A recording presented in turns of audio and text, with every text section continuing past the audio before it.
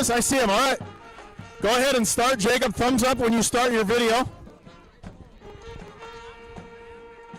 No, he already started.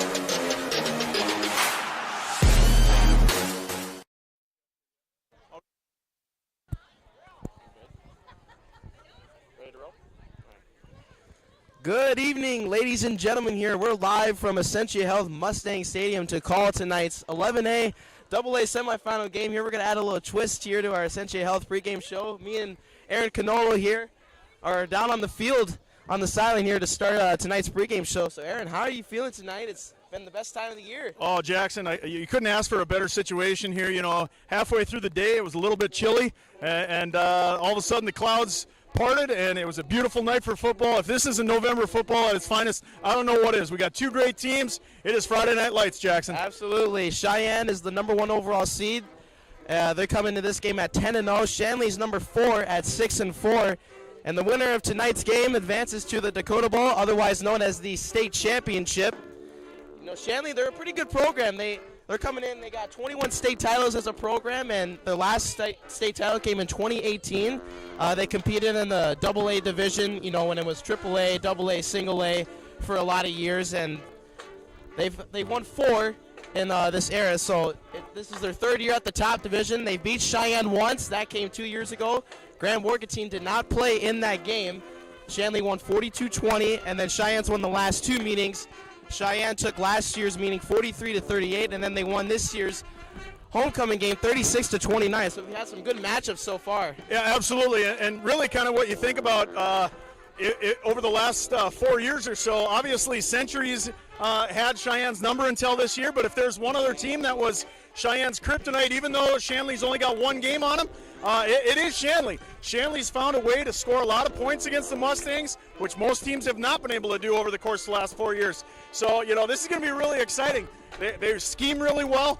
They get guys in the open field that are fast and athletic, and, you know, they're really well coached. So this is going to be a great matchup. Well, as you said, Aaron, this Cheyenne defense has only given up 62 points all year, which is an average of 6.2. Shanley scored 29 of those. Almost half of the points came in the homecoming game against Sheyenne, and that was one of the few times throughout the whole year that Cheyenne was ever even down. So, you know, obviously Shanley's going to come in with a lot of confidence tonight. The situation is win or go home, so they're going to give it all. You know, and they might be the team that has a little bit of a chip on their shoulder and has nothing to lose. So for Cheyenne, you know, they got to deliver. They've been waiting for this for a long time, and so this matchup sets up really nicely for both teams in a lot of ways, and we're going to have to find out who actually figures out a way to get the dub tonight. Absolutely. Cheyenne, you know, they faced a lot of adversity in that homecoming game earlier this year back in September. They were down on the scoreboard most of the game, and actually coming down on the final drive, they were down 1, 29-28. Logan Holsing caught a 4th down catch on 4th and 7 within 2 minutes to go in the game. Cheyenne eventually punched the ball in, and then their defense came back out and held Shanley to less than 3 yards on their last drive. Yeah, pretty amazing, actually, because most of the time that the Mustangs have run their offense all year, it's been ground and pound, ground and pound, ground and pound. And then the night that the wide receivers were called upon, Newton and Holsing delivered, and Holsing came up big in that game on that 4th down conversion. Obviously, Grant and Workentine got him the ball, and then they finally put it away at the very end of the game. So I expect another game like that tonight where it's going to be coming down to the wire. Yeah, Cheyenne, their play style all year has been pounding it on the ground, running it with Josh Hendricks as their main workhorse as the fullback, and then you got Race Wilson and Caden Rar at the slot back tonight. And then Grant Workentine, our dual threat 3-year starting quarterback, he can run the ball as well. But Shanley, they're a very talented team, as we said earlier. They're kind of more 50-50. They can run, they can pass. They got Josh Gores at wide receiver. They got Rossford at quarterback, and then Aiden Devine, who ran for 250 yards against this potent Cheyenne defense last time out. Yeah, and I think that's what's really interesting is the contrasting styles between these two teams. I think you and I looked up earlier today. I think through the whole season, the Mustangs have only thrown it about 85 times. So that's just unheard of that they haven't had to throw the ball. It's not that they can't. That's just not their style. And so it's going to be interesting to see how, that contrasting style of Cheyenne in November weather where it's a little bit chillier, they might want to throw the ball a little bit more. Or is the ground and pound going to win out tonight? That's what we're going to wait and see. Absolutely. When we come back, we're going to talk about more of the team schemes and what it's going to take to win tonight's victory for each team. We're going to come back here on the Essentia Health pregame show. It's the number 1 seed, the West Fargo Sheyenne Mustangs at 10-0, taking on the number 4 Shanley Deacons, who are sitting at 6-4. We'll come back shortly. In this place, we face obstacles like nowhere else. The clock, the trail, the hill, the challenge that's always waiting. When that challenge comes, we'll meet it together. Because it's your chance to show what you're made of. Tenacity, resilience, and the power to prove that the toughest competition comes from within. This is orthopedics and sports medicine like nowhere else.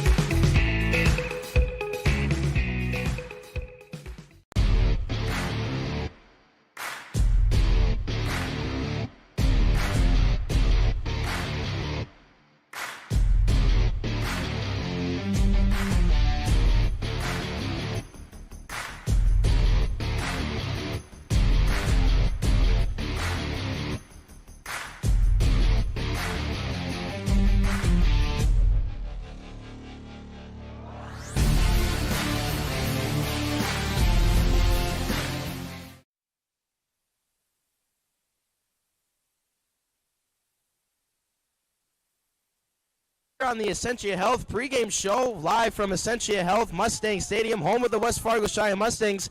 Aaron, we talked about the schemes earlier today. What's it gonna take for each team to win this game? What do you think it's gonna win? What's it gonna take for Shanley to win tonight's game? Well, we're gonna kind of just look at the skill positions, and for Shanley, they have a lot of different things that they're gonna have to try to figure out if they're going to stop the Mustangs. So let's talk about the skill positions that the Mustangs have. Obviously in the backfield, we've already talked a lot this year about Josh Hendricks.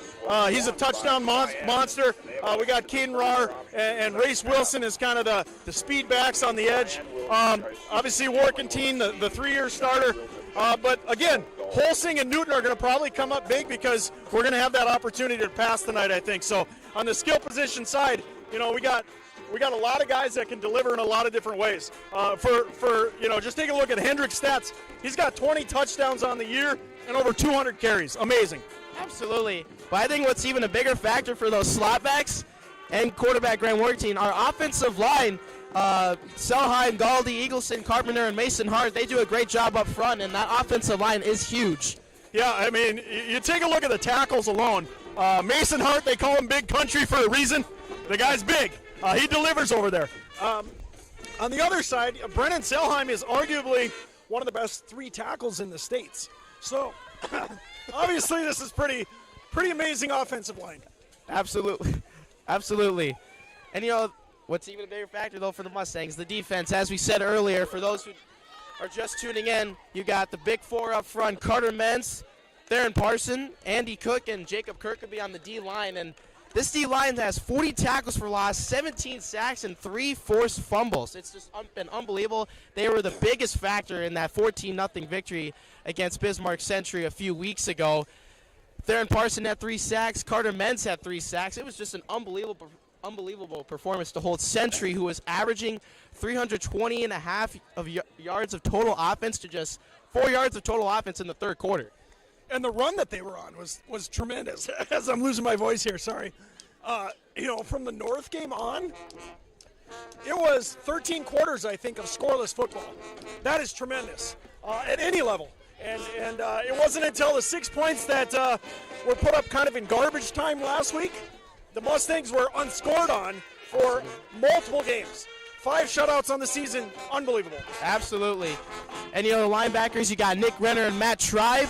They got 94 tackles, 21 tackles for loss, and 2 interceptions. Both were by Nick Renner. He actually returned one of those for a pick 6 against West Fargo back in week 2, where the Mustangs won 28-7. And then you got the secondary. They've been pretty big this year. Brady Dunheffer, Tanner Hagel, Gustafson, Entz, and Olsen, they've all gotten picks as well.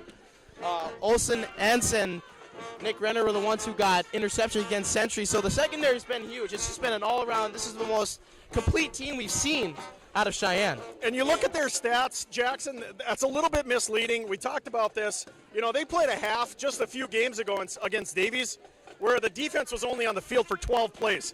That's how efficient they are on defense at getting people off. You got a guy like Matt Tribe, and I've said this multiple times during broadcast, but Matt Tribe is one of the best linebackers in the state of North Dakota.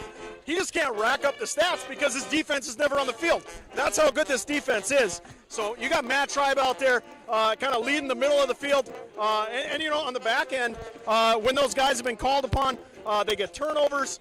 We saw a big turnover from Entz against Century. And, you know, they have tackles for loss. So we're getting into the backfield. We're stopping them at the line of scrimmage. And most importantly, we're getting the offense back on the field to do their job. And that's what makes this defense special. Absolutely. And then, you know, but Shanley, they come in as one of the most potent offenses, you know, passing and rushing. Michael Rosberg threw for 1,291 yards. He actually was out for a few games, so, you know, Blake Sheffer over at Wapton, he has amazing numbers. He's got over 2,000 yards, 30 touchdowns, but Rosberg was on pace for those kinds of numbers if he didn't sat out. Big Mike Rosberg, I coached him in baseball when he was young. He's a great athlete. He's strong. He's big. He's physical. He can throw the football. And it really is going to start with him tonight. If he can get, you know, his playmakers the football and get them moving around on the field. And really we're kind of talking about 2 of the biggest playmakers in the EDC. How are we going to stop those 2 guys? Absolutely. I mean, Josh Gorge, he's got 74 catches, 1,039 yards of Shanley's 2,000-plus passing yards and 9 touchdowns receiving. So he's unbelievable there over at wideout. And then you got Aiden Devine. These are regular season numbers, by the way. He ran for 11,123 yards rushing in the regular season with 12 rushing touchdowns, and he was tough to stop in the game against the Mustangs a month ago. And if I recall correctly, Gores, I think, had an 80-yard touchdown against Sheyenne the first matchup. In that matchup, you know, that one pass play is more than the Sheyenne Mustangs average giving up for a whole game. They only average giving up 75 yards per game as a unit or in the air, and Gores had that in 1 catch. So it's going to be interesting to see if they're going to pull that off again. And now, what do you think for this Mustang team? What's it going to take? The keys to the game, your momentum swings, all that, the schemes, what's it going to take? I guess for me, the momentum is going to be key here because really what the Mustangs have done just at a spectacular level so far this year, time of possession. They are a ground and pound team. If they can get into 3rd and short and 4th and short and hand the ball off to Hendricks, I don't know if Shanley's going to be able to stop them. Conversely, if they have penalties or turnovers that swing the momentum the other direction, and then Shanley can get their team rolling. And I think that's kind of the difference that we've seen. Shanley's been able to kind of run their style against Sheyenne, and most teams haven't been able to do that. And so if they're able to pull that off again tonight, I expect this game to come down to the wire. Well, and we were talking about, too, Shanley, I think, is going to try to speed up this Sheyenne offense, who really likes to take their time. If Sheyenne gets down on the scoreboard, it's going to speed up their game, because you can't afford to just take your time when you're down 2 or 3 scores, and that's going to be – Cheyenne's not used to that at all. Yeah, and that one game against Shanley. And I think that's where it's going to be interesting. You know, Shanley's been able to get the Mustangs down a few times, and that has changed the kind of the dynamic of the game and has changed kind of the way that we've run our offense. So if the Mustangs can kind of come out and do their ground and pound, you know, we've seen a couple of games where the whole quarter was just the Mustangs running one series. And so if they do that again, that really affects the offense for the other team. And that's going to help, you know, the Mustangs run their type of game.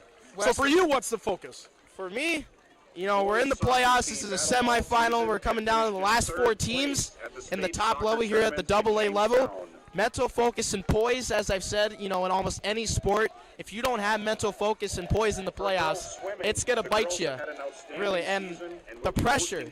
The Mustangs are really the team that's on the pressure here tonight. Shanley's got nothing to lose. They're coming in here.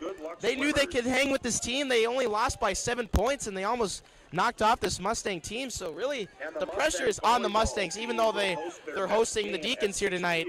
They're trying to make their 3rd straight Dakota Bowl appearance, and hopefully 3rd time's a charm this year for the Mustangs. But and you know, a lot at stake. You know, if the Mustangs are able to win, you have some really interesting matchups on the other side. On the other side of the bracket is West Fargo High School, and Bismarck Century. Obviously, 2 teams that have a lot of history against the Mustangs as well.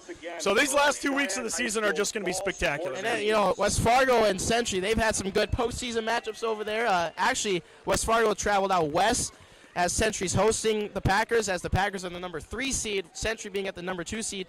Century knocked off the Packers in the 2015 semifinal, 2016 semifinal. So the Packers are looking to get some revenge on Century as well, and the Packers actually won the state title 4 years ago, so they're trying to make another trip to the Dakota Bowl and come out on top themselves. So we'll see what happens. So my final thought tonight, to be honest with you, is this, Jackson. You said it's pressure.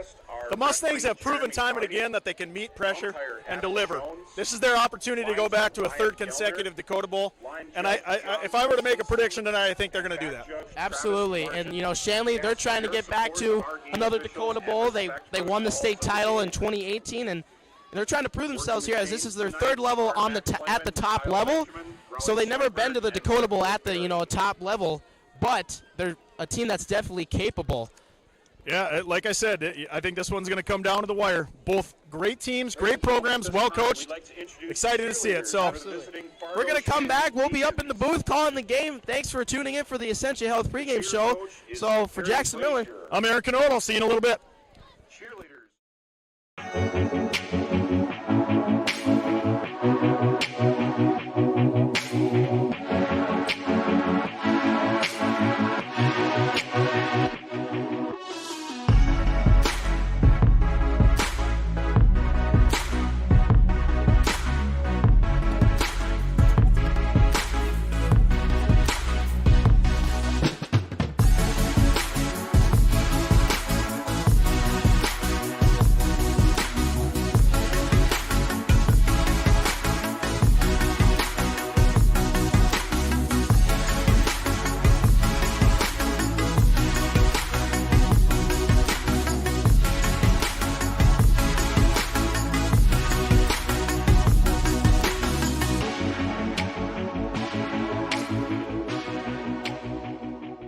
The big thing I like about manufacturing is you kind of see the entire process in front of you. It's not just someone telling you this is the theory, that's how it's applied. You kind of get to see why it's applied that way, how to test it, how to make it work out of a small concept or idea. I like working in manufacturing because you get to really see your design come to life into like actual material, and you can hold it and you can look at it and you can open it. On the engineering side, I'm a little less on the actual physical building of the products, but I get to look at the design. I get to think about how things are going to come together. think about the different constraints that we have in terms of like materials and equipment, and getting to mix all of that together to get a finished product, I think is a really satisfying thing for me. So the typical day for me usually starts with some meetings in the morning. We do a lot of collaborative work with the other engineers in our department, and even some drafters and modelers and different designers. And then I usually spend quite a bit of time at my desk, either running calculations, making 3D models, doing different simulated tests, and then sometimes I'm even out in the shop getting to interact with our products, doing some test wall activity as well as installing and uninstalling the units. What I like about working in manufacturing is the fact that it's all teamwork. Not only that, it's a lot of things that a lot of people don't fully understand and how windows are made, so I think that's pretty cool.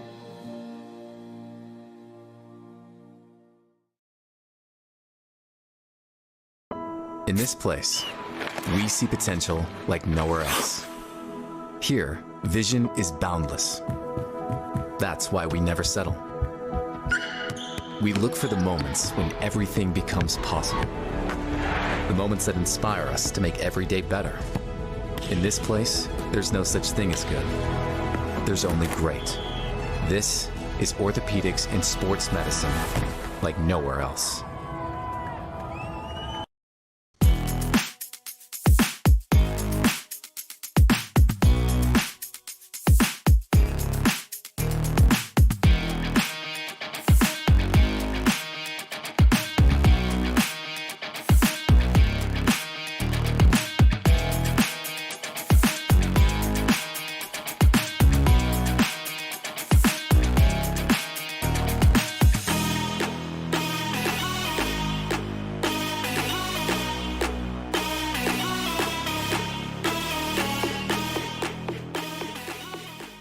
In this place, we face obstacles like nowhere else.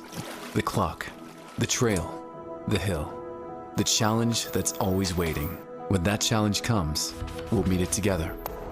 Because it's your chance to show what you're made of. Tenacity, resilience, and the power to prove that the toughest competition comes from within. This is orthopedics and sports medicine like nowhere else.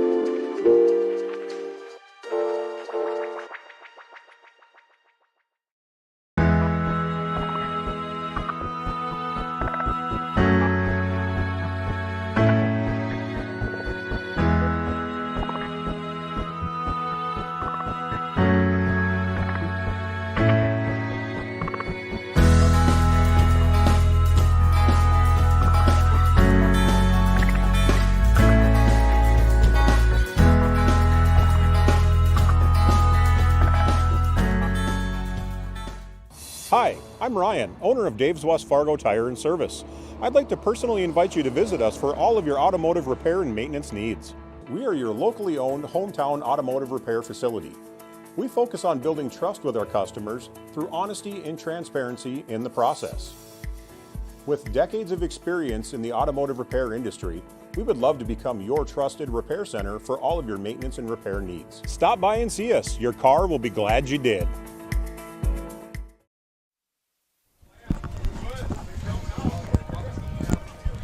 So we're back here on Sheyenne Mustang Media here at Essentia Health Mustang Stadium, home of the Mustangs. Me and Aaron just got done with our little pregame show down on the track next to the field. That was fun, Aaron. Hey, man, it's cold down there, but God, I couldn't ask for a better pregame partner in Jackson Miller. You were awesome, buddy. Thank you. And Dan Wolf's joining us now up here in the booth as usual. We got our three-man crew here to call tonight's game. So Dan, I assume you're excited as well to see this game. It's the AA Semifinal here with Sheyenne and Shanley. How are you feeling? Well, you know, if you love high school football, what more could you ask for? Two great programs, two great teams going at once again. A month ago, they gave us a treat of a thriller of a game, and each team looking to punch that ticket to the Fargo Dome next week and the 2A championship game. So I don't think you could ask for more. I'm guessing both teams and both coaches would say they're not exactly the same team as a month ago, but each one is going to look to get their game plan going the way that they want. Sheyenne continuing with that ball control offense and eating up the time of possession. And, of course, we know Shanley has lots of very good skill position players. And so we're going to see who is able to execute their game plan more proficiently tonight. You know, me and Aaron were talking about that, and we were talking about how, you know, Shanley, I think one of their goals tonight is really to speed up this Sheyenne offense and not let them take their time, because that will really disrupt their rhythm, really. And, you know, we saw that, you know, back in September, Shanley was giving Sheyenne a run for their money. Cheyenne was not running the ball as much. You know, they were forced to go to the air. They actually Logan Holsing caught that 4th down catch late in the game, and they were pretty clutch through the air, so this Mustang team is capable of throwing the ball. I guess, you know, one of the things I think that's really vitally important as we see the players getting onto the field going through the helmet here pretty soon, but, you know, one of the things I think that we got to think about, too, is Mustangs really haven't had huge chunk plays in the last month and a half or so, and that's almost been to their advantage because it's just worn down those defenses. You know, I imagine just getting leaned on at the defensive line over and over and over. You know, we talked about this in the pregame, but boy, those 5 offensive linemen that we have and the way they've been pushing people around, and it has allowed them to sustain these really, really long drives, and it really hurts the rhythm of the other team's offense. And so I think what Shanley has done really well, almost to an ironic point, is the Mustangs have had big chunk plays against Shanley in the past, and that has gotten their offense off the field. And that's, I think that's going to be interesting to see tonight is what kind of plays you know, does Coach Newton draw up? Are we going to get these big chunk plays, or is it going to be one of those 15 play drives that we've seen? Well, we certainly saw a lot of big chunk plays out of Shanley. You know, Aiden Devine, their star running back, he ran for 250 yards against this Poen Mustang defense, who's only given up, you know, not a whole lot of yards and only 6.2 points a game. And then you got Rosberg at quarterback and John Gores out at wideout, who's caught over 1,000 receiving yards this year. And I think, you know, to Aaron's point, if there's one team that maybe isn't as concerned about being disrupted rhythm-wise and those sorts of things, it is Shanley, because of the quality and the depth they have at those skill positions. So this is going to be really a fun game to watch, because you never know what you're going to get, and you know, one of those crazy type plays or momentum changing plays could be the key to the game when it's all said and done. Absolutely. So we're going to come back here at the start of the game after the national anthem here. It's the #1 West Fargo Sheyenne Mustangs, who are 10-0, taking on the #4 Shanley Deacons, who are 6-4, to punch a ticket to the Dakota Bowl. We'll be back shortly. In this place, we face obstacles like nowhere else. The clock, the trail, the hill, the challenge that's always waiting. When that challenge comes, we'll meet it together. Because it's your chance to show what you're made of. Tenacity, resilience, and the power to prove that the toughest competition comes from within. This is orthopedics and sports medicine like nowhere else.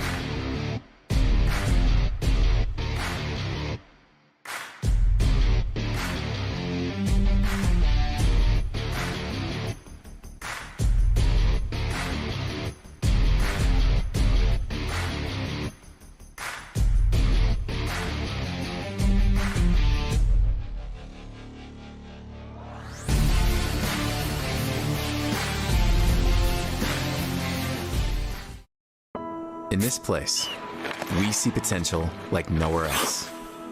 Here, vision is boundless. That's why we never settle. We look for the moments when everything becomes possible. The moments that inspire us to make every day better. In this place, there's no such thing as good. There's only great. This is orthopedics and sports medicine like nowhere else. We are back here at Essentially Held Mustang Stadium. We're about to get underway for the AA Semifinal between the West Fargo Sheyenne Mustangs and the Shanley Deacons. You know, we're going to talk about some of the key players now before the game gets underway here. We talked a little bit about, you know, the players in the pregame, Aaron, but, you know, that big factor for the Mustangs tonight, I think, is going to be that D-line. As usual, they got Carter Menz, Theron Parson up front, some of their top defensive players. Carter Menz and Theron Parson, they had 3 sacks against that powerful Century offense. You know, who are your guys' key players tonight for this tough matchup against this powerful Deacon team? Well, obviously, you can look at those two guys on the defensive line and that defensive unit, you know, those tackles for loss stats and the sack stats. And as I said in the pregame, they're probably even underrepresented in statistics because we just haven't had a lot of defensive plays. But, boy, those two are playmakers. It is understated to know how important that Andy Cook and Jacob Kirkby are to this defense, too. You know, when you're talking about defensive tackle like Andy Cook, he might not flash in terms of statistics out there, but he occupies, and we've talked about this before, when you occupy 1 or 2 blockers, that allows Matt Tribe and Nick Renner to run behind you and make the tackle in the hole, and that's what they've done all year long. For me, I think it's really it's the secondary. It's a group that has done an excellent job all year, but really hasn't been tested a whole lot because of that stout defensive line. But again, as I mentioned earlier, I think if there's a team that has the skill players to really challenge them, you know, it could be a tough night for Dutenheffer and Hegel and Gustafson and Ensign Olsen out there. So really, I think if they're up to the task and are able to stick to their coverages, and if the defensive line gets some pressure, that's the way to do it. Any football fan knows that if a quarterback has lots of time to throw, it doesn't matter really how good that backfield defensively is, that there's just going to be too much time. So we'll see how the D-backs hold up tonight. But for me, that I think is the key because they haven't been tested as much as probably the defensive line has been. Well, you know, and offensive-wise for the Mustangs, they basically kind of have 4 running backs. Even their quarterback, Grant Workentine, can run the ball. You got Josh Hendricks at fullback, and then Rahr and Wilson at the slot backs. Graham Workentine has 4 touchdowns through the air, 5 on the ground, and then you have Josh Hendricks, their main workhorse. Over 200 carries during the regular season. He had 18 regular season touchdowns along with 2 last week in the quarterfinal game against Minot. He's ran for over 1,000 yards. Caden Rahr, he had a 2-week absence. He was not able to play against North and Century, but he's been a really tough tailback to bring down. But I think what's even a bigger factor is this powerful offensive line in Selheim, Galdi, Eagleson, Carpenter, and Hart. They opened up a lot of holes for those running backs. Yeah, I think that's the offensive line, you know, and that's like any football team. You don't hear a lot about the offensive line, but any football person knows that that's probably where the game is won. It's won in the trenches. And I've talked about these tackles multiple times in Selheim and Hart. And the guards, they have to be fast. The center, Oakley Eagleson, boy, he pulls really well when they want to run any of their kind of jet sweep slot back action. And what's going to be interesting tonight is, too, I think they're probably going to put in, this is 5 seniors on the offensive line, but the last few games we've also seen Bryce Kane pop in there. He's a 6'7", 260-pound tackle. They bring him in to lean on more guys. So, they're deep at the O-line position, too. So I think that's going to play out, pretty importantly for the game tonight is who's going to win in the trenches, O-line, D-line, and, obviously this O-line for the Mustangs has been playing spectacularly. Well, I think the coaches really deserve some credit, too. You got Josh Karch. He's our defensive coordinator here at Sheyenne. This defense has only given up 6.2 points per game under him. He's got 5 shutouts out of the 10 games played this year for the Mustangs, so that's half. And then Jeremy Newen, head coach of this Mustang football team, he's 38-5 since the beginning of the 2018 season, and this offense is averaging 30.1 points per game this year. The #1 team in the state just overall across the board. I think a lot of that is due to the senior leadership of Grant Workentine. I'm really interested to see what kind of game he has tonight. We've talked a lot about his being a 3-year starter and kind of all the experience and kind of the, I guess if you want to call him a wily veteran at 18 years old. But, you learn a lot about yourself and what you can do as a quarterback of a good team like this. So I'm interested to see how Workentine plays tonight and to see how he directs this Mustang offense and the plays that Jeremy Newton's going to call for them. And the Mustangs here, they're going to start on defense, so it's going to be an awesome opportunity to see right away what's Shanley going to bring. How's the defense going to look? I'm excited. I'm actually absolutely excited too. And we got a good matchup over in the other semifinal game in Century and West Fargo. West Fargo traveled out west to play Century, so the winner of this game will take on the winner of that game in the Dakota Bowl. And we're underway here as that kick's received right around the 25 all the way, and he returns it all the way up to close to the 40. Good starting field position here for the Shanley Deacons to start the game. Marcus Johnson on the stop on the kick return there. That has kind of been the Mustang strategy, and kind of all the way through this year is to kind of have that short kickoff. So after the first play, we're going to learn a little bit about those Mustang starters. Let's hear from you, Jackson. Let's hear that first call here. Trips right.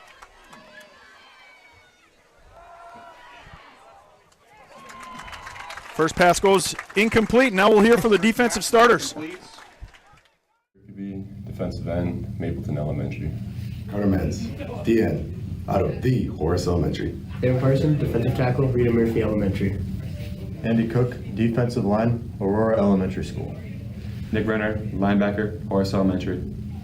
Matt Shrive, linebacker, Eastwood Elementary. Tanner Hagel, linebacker, the Horace Elementary. Brady Duneheffer, cornerback, Aurora Elementary. Noah Olson, cornerback, Horace Elementary. Kellen Entz, safety, Freedom Elementary. Tate Gustafson, safety, Independence Elementary. Hey, Mustang fans. Alrighty, we're back. As you just saw there, Shanley looks like they fumbled, and they're all the way back at the 25 after that first screen pass 2 plays ago. So we got 3rd and long here from the 26. Rosberg's going to drop back. He's going to scramble to his right. He's sacked! Oh, man, we couldn't ask for a better start defensively. First incompletion, fumble on a backwards pass, and now a sack. Darren Parson, his first sack of the evening already here in the first quarter. And even on that second down play, Sheyenne had sniffed that out. Even if that had been completed, that was going nowhere. So here's the punt. Gustafson back to return. He's going to let that one go. That ball's going to roll all the way down to right around the 32.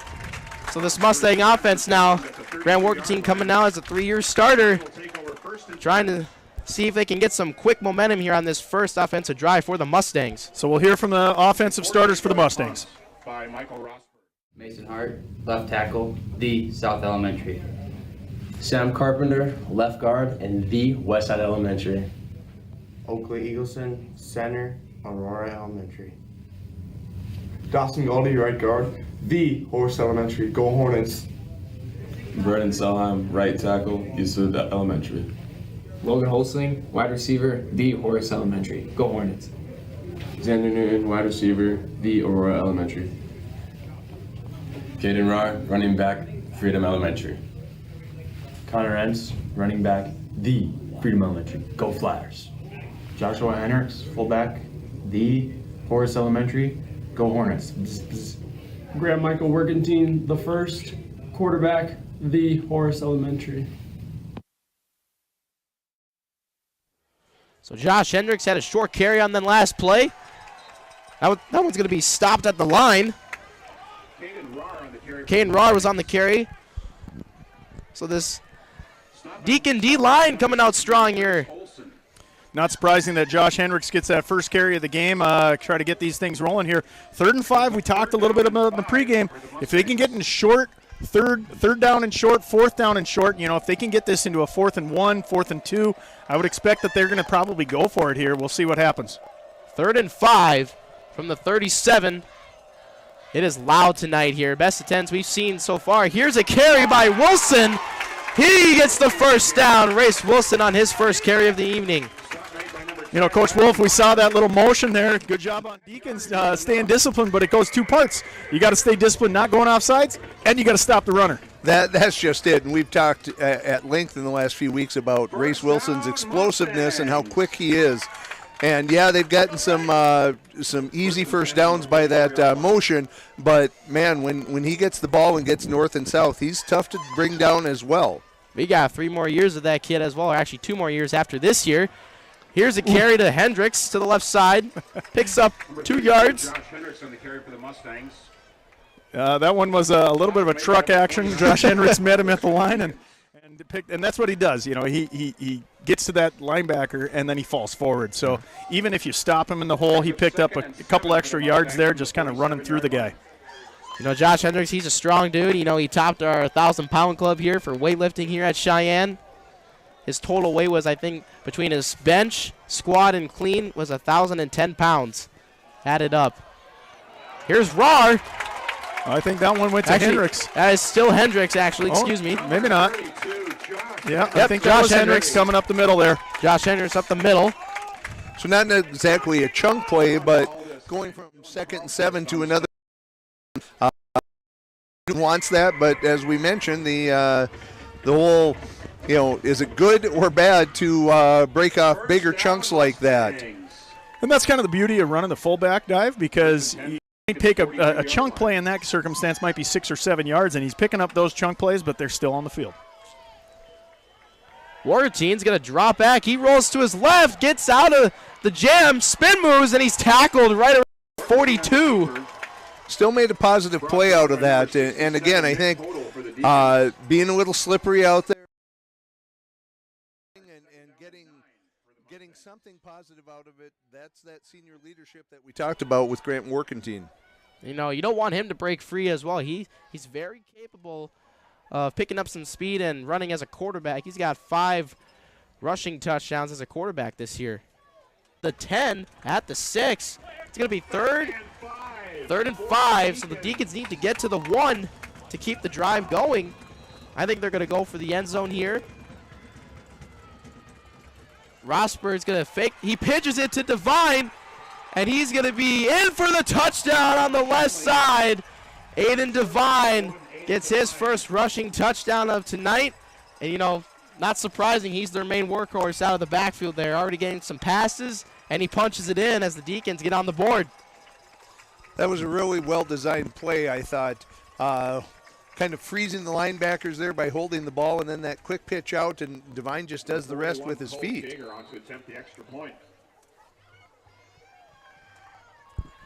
Snap spot, right-footed kick is up, and it's good.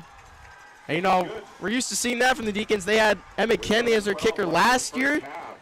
And, you know, he booted a 58-yarder right around from the Mustangs midfield. That's a state record. He shattered the old record by 6 yards, and he's over kicking at Stanford now. You know, that was a really important drive for the Deacons. You know, they were able to punch that one in. They were at a negative situation there on a 1st and 15. They had a big play to Devine. You know, Mike Rosberg making some nice decisions, doing a nice job of running their offense, and then obviously Aiden Devine kind of finishing that drive off for him. So 7-7 with 11:12 to go here in the second quarter. And the Mustangs looking to answer back here on their second offensive possession. And so even though that drive didn't look like the Sheyenne drive, it was still a 9-play drive for Shanley there. It was sustained. It was quick, taking probably not more than about 2.5 minutes, but still getting points on the board was the big mission that was accomplished for Shanley in that drive. This Shanley offense has been the only team that's given this Mustang defense a problem, as Shanley has 29 of the 62 points allowed by the Mustangs this year, so that's almost half, as that kick's received right around the 25. I think that's Race Wilson, who stopped right after he caught it at the 30. Race Wilson on the return for the Mustangs. That's going to be spotted right around the 27. Right at the 30, actually. Mustang fans, we want to remind you the following game sponsors for their support of Mustang Media, and we want to thank them. The Wilson family, Lex Lundy at Thrivent Financial, Jay Rahr at Evolve Concrete, Katie Capel at Mode Travel, MJ Capelli, Second Nature Woodworks, Johnson Mottinger Greenwood Law Firm, Dave's Tires, DJ Coulter at American Family Insurance, and Outlet Recreation Marine Center. Also, Ryan Kill at State Farm Insurance. So thank you to the game sponsors who helped us cover the fee to cover this game for you tonight from the North Dakota High School Activity Association. 1st and 10 from the 31. That's going to be a handoff to Hendricks. Picks up a couple. With 10:58 to go in the first half here, neither team has a turnover. Both teams have kind of shown what they're all about, the speed and the kind of explosiveness on the Shanley side, and the methodic ground and pound from Sheyenne, and we're going to see which of these two play out over the course of time. Yeah, as you said, Aaron, John Gore's had a couple screen passes there, and then Aiden Devine getting a couple looks out of the backfield, and he eventually punched it in off of a pitch from Rosberg. We'll see if the Mustangs answer back here. Warkentine under center. He gives this one to Rahr. He'll go up the middle for a few. 27, Caden Rahr on the carry. Picks up right around 4 to 5. That's going to put him in about a 3rd and 4, and this is, about where their manageable range is. Probably wanted a little bit more in the 3rd and 3, 3rd and 2 range, but certainly kind of all plays are still available, right, Wolf? I would definitely think so. Like you mentioned, they would prefer something a little bit without as much yardage, but 4 yards with the way that Rahr and Wilson and Hendricks run isn't really an issue. And again, Warkentine's the one who scored the touchdown, so he's always a threat as well. This one's going to be a handoff up to the left side to Caden Rahr. So decision time. First 4th down faced by the Mustangs. In their own territory. In their own territory, 4th and 1, and Shanley moved the ball successfully last time, so the question is, do you go for that here? And it looks like was a pretty easy decision for Coach Newton. Looks like Cheyenne's lining up and going to give it a go here. Yeah, at least presenting that they're going to go for it. I love the aggressiveness. It's the postseason. So here we go, Warkentine under center once again. I think he's going to keep it. We'll see if he gets it. Looked like he did show enough for the first down. Does. Warkentine picks up the first down on the QB sneak right up the middle. First down, Mustangs. So that's going to set him up with a new set of downs here. 9 minutes to go in the second quarter.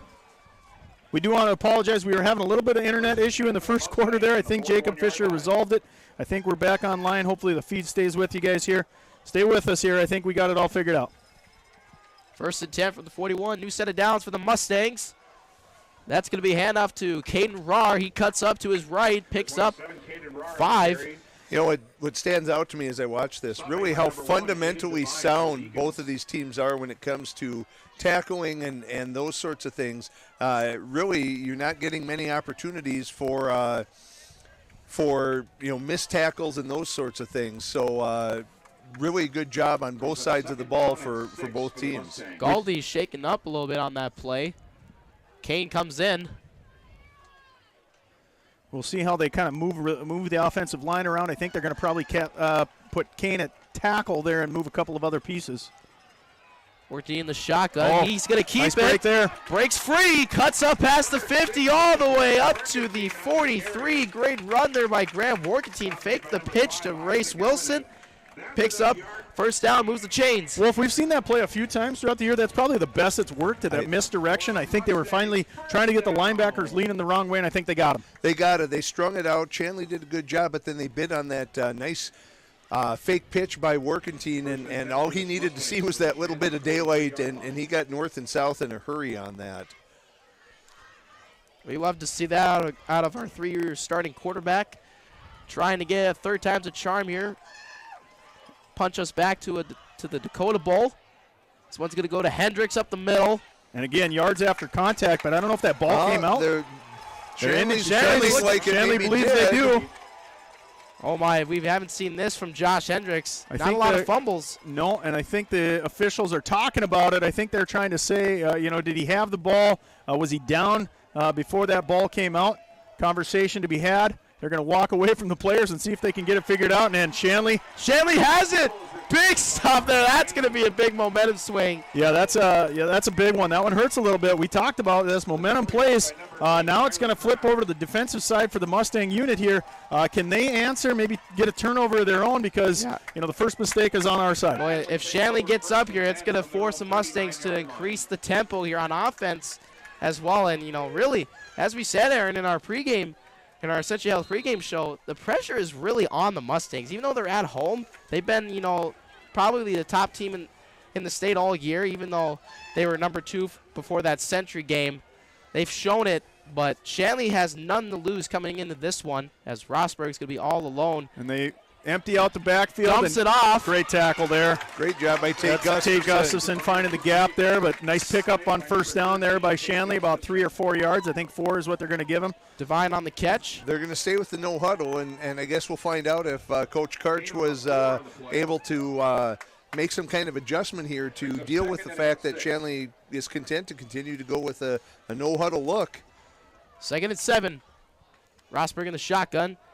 Rolls to his right. Nothing open Facing in there. Pressure. He dumps it off over the middle. Oh. And they're going to call a late hit. That's a tough one on Matt Tribe, because, quite honestly, he probably doesn't know if that's caught or not. I don't know if they're going to say that he used the crown of his helmet or what the deal was. That's a tough call. Fans don't like this one, as we can hear right below the booth. Yeah, that's really tough. You're right, Aaron. That's such a bang-bang play. It's not as if Tribe had 3 steps or anything like that. That was a step and contact, and no way for you to know that the receiver had not caught the ball, but unfortunately, that's how it's going to work against Sheyenne here. So now you're going to have to dig So the call was deep. not a late hit. It was actually contact to the head, and that one is a pretty black and white call. If the crown gets hit, I mean, that's a tough one. Certainly, Tribe can't control where that's going to happen. Sometimes the runner drops his head, and that makes it tough. So Rosberg, he dumps it off to the right side. That pass is caught by number 3, Soka Porter. His second catch of the evening. Rosberg doing a great job getting that ball out quick, and they're getting first down yardage every time. And really nice game design here. Obviously, Shanley was prepared to go to this no huddle. It's Rosberg not keeps something it. that they just decided to roll out here. So they were prepared for this and are getting chunks of yardage against the Mustang defense. Rosberg picks up 5. Fakes the handoff to Divide, and he keeps it himself on that last play. Same formation on this drive. Rosberg in the shot. He's going to have Divine go out to the right side there. Dumps it off to Divine. And Divine gets all the way up to the 20. We'll see if he picks up the first down. It looked like he was just a bit short, but we'll see here if they move the chains. Looks like he's going to be just short. Again, Divine in space, Gore's in space. That's what they're trying to do every time. They're motioning Divine out to the right side there. And, he kind of knew it was going to go to him. We'll see if the Mustangs pick up on that. I mentioned that secondary of Sheyenne was going to be tested tonight, and so far they have yet to kind of find the solution to what Shanley's putting out there in that quick. Rosberg fires, passes, caught. Rosberg's pass to Number 2, John Gores on the reception. Great catch there by Gores, holding on to it, coming down on his back. Ball didn't even move. No. So the Deacons pick up a decent gain there. They pick up the first down. It's going to be a fresh set of downs here. The Deacons will get the ball at the 14. Shotgun here. Rosberg hands it off to Divine. Divine cuts up the middle, breaks free. He's in for the touchdown. His second rushing touchdown of the year, and the Deacons go up a score. Guys, it almost seems like we've seen this movie before. The up and down, the quick strike capability for the Deacons, and we'll see what kind of response Sheyenne is able to come up with. Definitely see the tempo that they're trying to pull off here, and it seems to be working. Cole Jager, snap spot, right footed kick is up, and it's good. 2 for 2 on PATs for Jager. 14-7 Deacons. We're going to come back shortly here. 5 minutes and 5 seconds remaining here in the second quarter. 14-7 Deacons.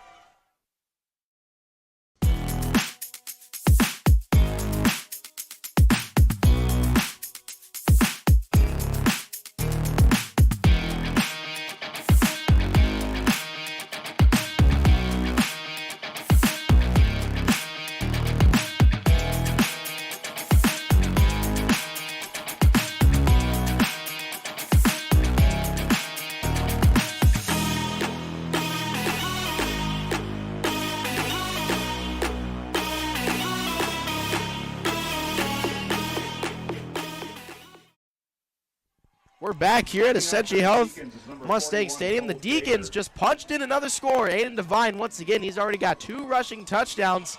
And the Deacons now flipping the tide. They got a fumble, and they go up a score, 14-7. So we'll see.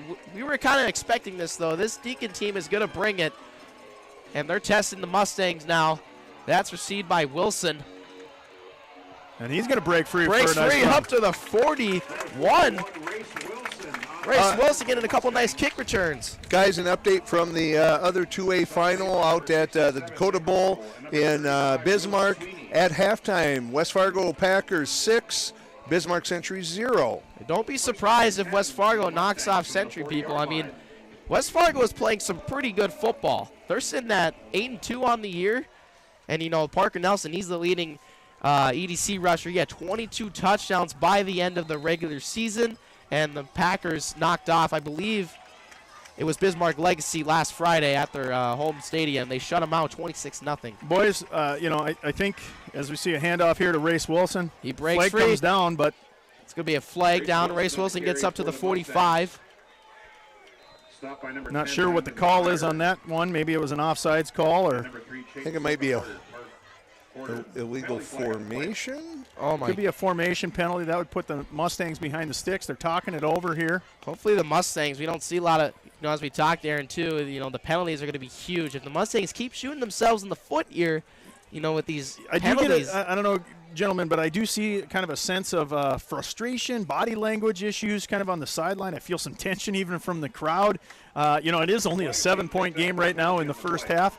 We certainly don't want that to kind of tip into that sort of momentum here. It's a situation Cheyenne hasn't found themselves in very often, and you know, unfortunately, the first time they're really feeling it is, you know, here in the middle of a state championship berth game, and so you can't really afford to have that as the refs picked up the flag here and brings up 2-2 and 5. But for Cheyenne, they've got to kind of reset and stick with what has worked for them. That mental focus is key. This is going to be a handoff to the right side. I believe that's to Hendricks. Nothing going on that one. This Deacon team, they're bringing it here. You know, we talked. This was going to have to be an answer for the Mustang defense. Then the Deacons score. Well, now the offense really does have to answer, and I think that's going to be really pivotal here, at where we have a 3rd and 5 situation. And we know that probably, you know, from what we've seen, the Cheyenne team isn't built to deal with, you know, double-digit deficits. Fakes the carry to Hendricks. He spins, breaks free all the way up to the 40. What a carry by Morganton. He's had a couple of those big carries of 15-plus. That's a first down. As I was saying, Cheyenne's not built to be down by multiple scores, so they want to make sure that they keep Shanley within reach and are able to keep the drive sustained and get some kind of payoff at the end as we get down to close to 3.5 minutes left here before halftime. You know, gentlemen, we also haven't seen a ton of the Mustang offense because most of the games have been a little bit lopsided by the second half, so we see a lot of tight flex formation. And now we're seeing quarterback run, which is going to be an interesting element here. Absolutely, gentlemen. Morganton play action, rolls to his left. That pass is intended for Xander Noon, but that's incomplete. You know, Xander Noon, he's kind of, you know, he can be a factor with those long arms of his. He's certainly an X factor, especially once you get down into that red zone. You can have the opportunity to kind of throw one up in the air. We saw it early in the season. Again, haven't had to use the pass all that much, but if you're going to throw up a jump ball, he's a guy that can pull it down. He almost caught. He was out of bounds, unfortunately, but he almost had a receiving touchdown kind of in the corner of the end zone against Minot last week. So now it's 2nd and long. 2nd and long after that incompletion from the 41. Morganton in the shotgun. That's going to be, he's going to fake it to Hendricks. Morganton breaks free. He's in.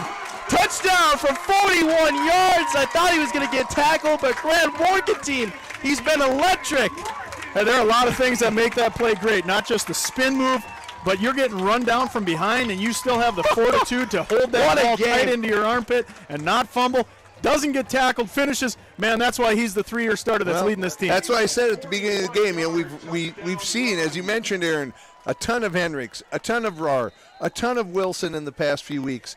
But I was really interested to see what kind of game that working team was going to be able to come up with, and to this point, he has risen to the occasion spectacularly. Working team's been big. He's showing that senior leadership.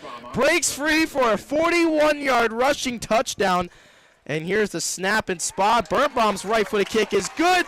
He's 2 for 2 on PATs. The Mustangs tied the game up, and that was a huge score. So it's going to be 14-14 with 3:10 to go here in the second quarter. Gentlemen, we got a great matchup on our hands. We'll come back shortly. In this place, we face obstacles like nowhere else. The clock, the trail, the hill, the challenge that's always waiting. When that challenge comes, we'll meet it together. Because it's your chance to show what you're made of. Tenacity, resilience, and the power to prove that the toughest competition comes from within. This is orthopedics and sports medicine like nowhere else.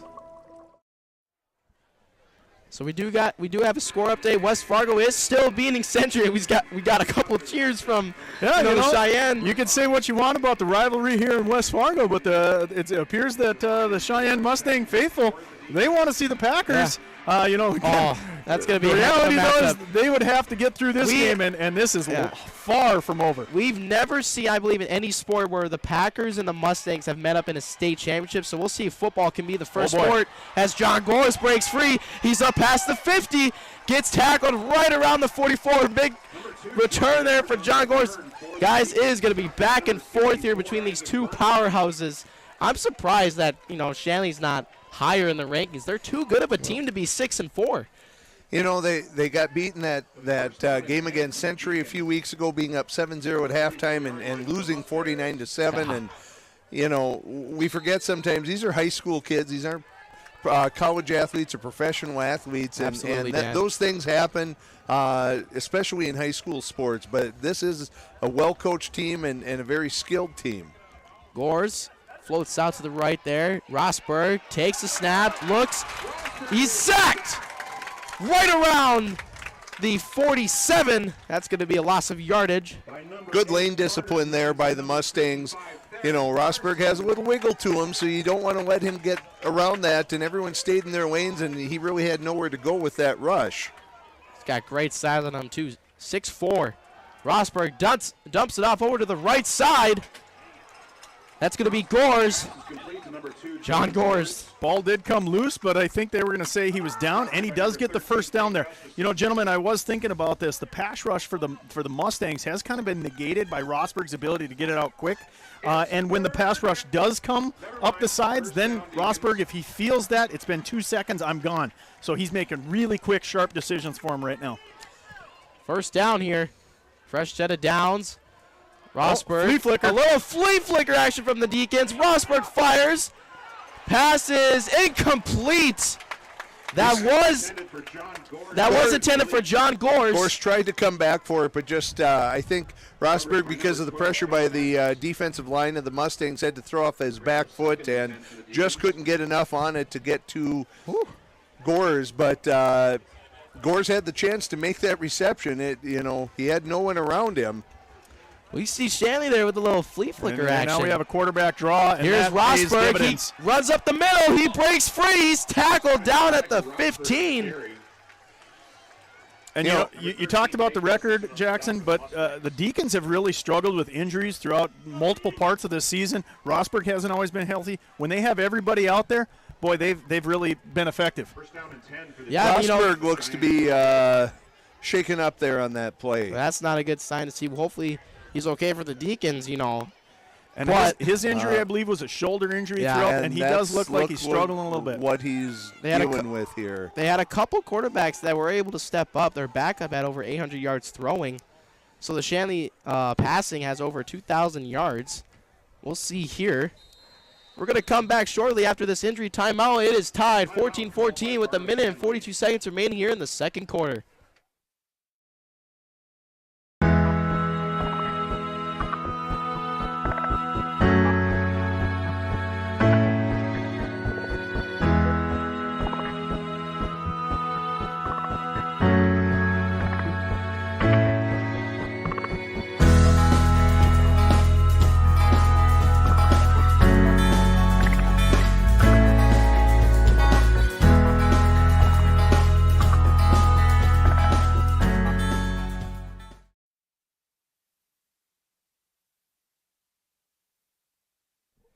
So we are back here. Rosberg was a little shaken up after a good run to get the Deacons up to the 15. We'll see if he's okay.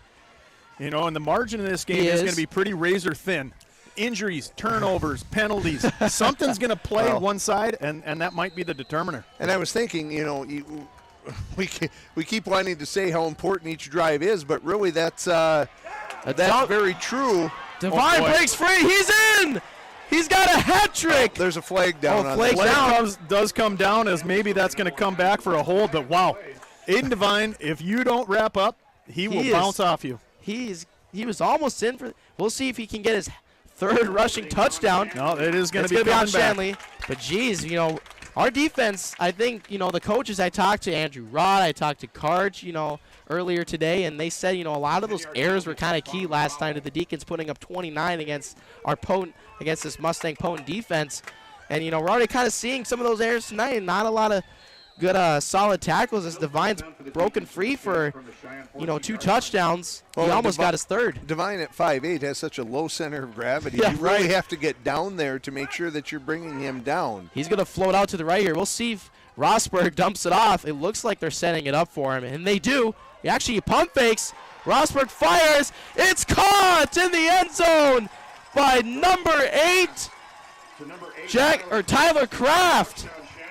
He's a 6'3", 175-pound senior in the back of the end zone. So they faked it to Divine, which I think the Mustangs were expecting the Deacons to go to, and fires to Tyler Kraft in the back of the end zone for the touchdown. Deacons go up a score. Nice play calling sequence by Shanley, giving that pass to Divine on multiple occasions and looking that way, and that little pump fake by Rosberg got Kraft the separation he needed straight up the middle. And Jager's kick is good. 3 for 3 on PATs. We're going to come back shortly. The Deacons lead 21-14. Hi, I'm Ryan, owner of Dave's West Fargo Tire and Service. I'd like to personally invite you to visit us for all of your automotive repair and maintenance needs. We are your locally owned hometown automotive repair facility. We focus on building trust with our customers through honesty and transparency in the process. With decades of experience in the automotive repair industry, we would love to become your trusted repair center for all of your maintenance and repair needs. Stop by and see us. Your car will be glad you did.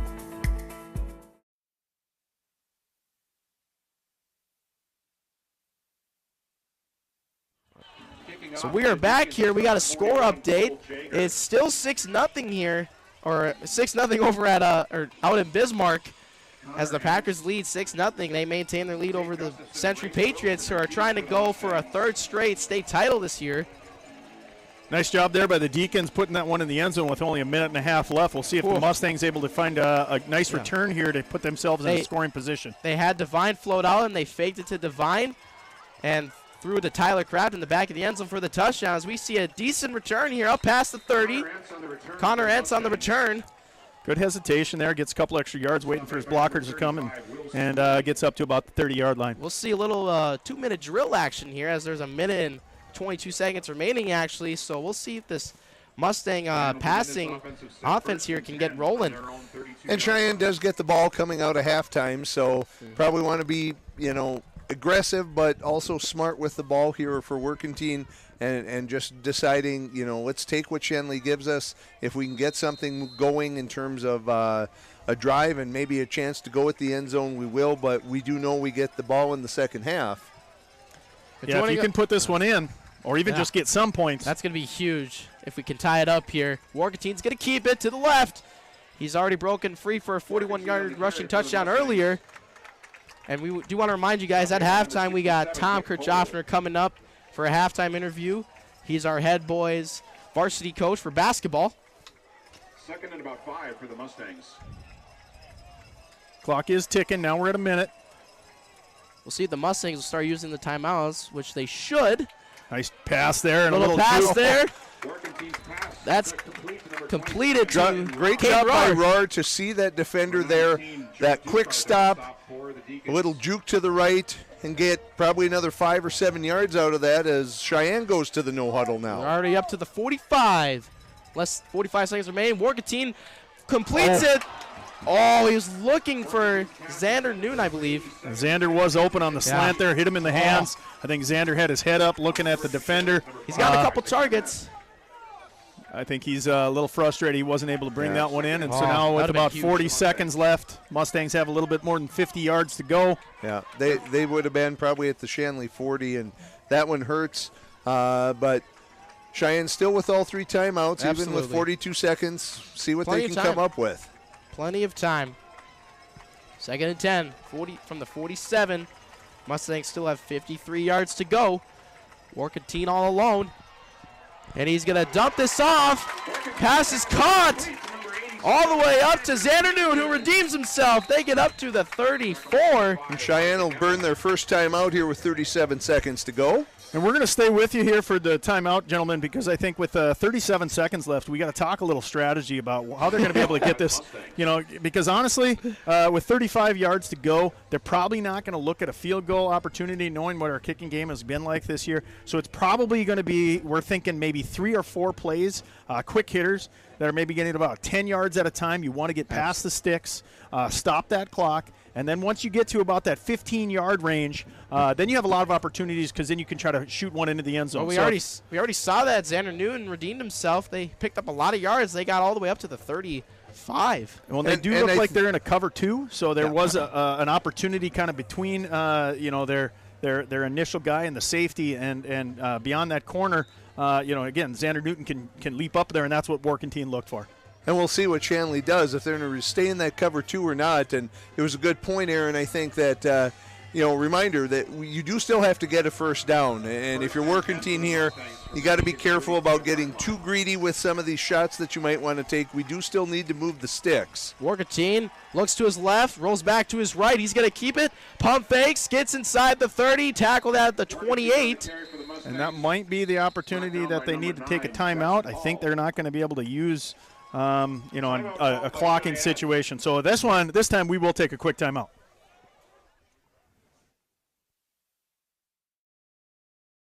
In this place, we face obstacles like nowhere else.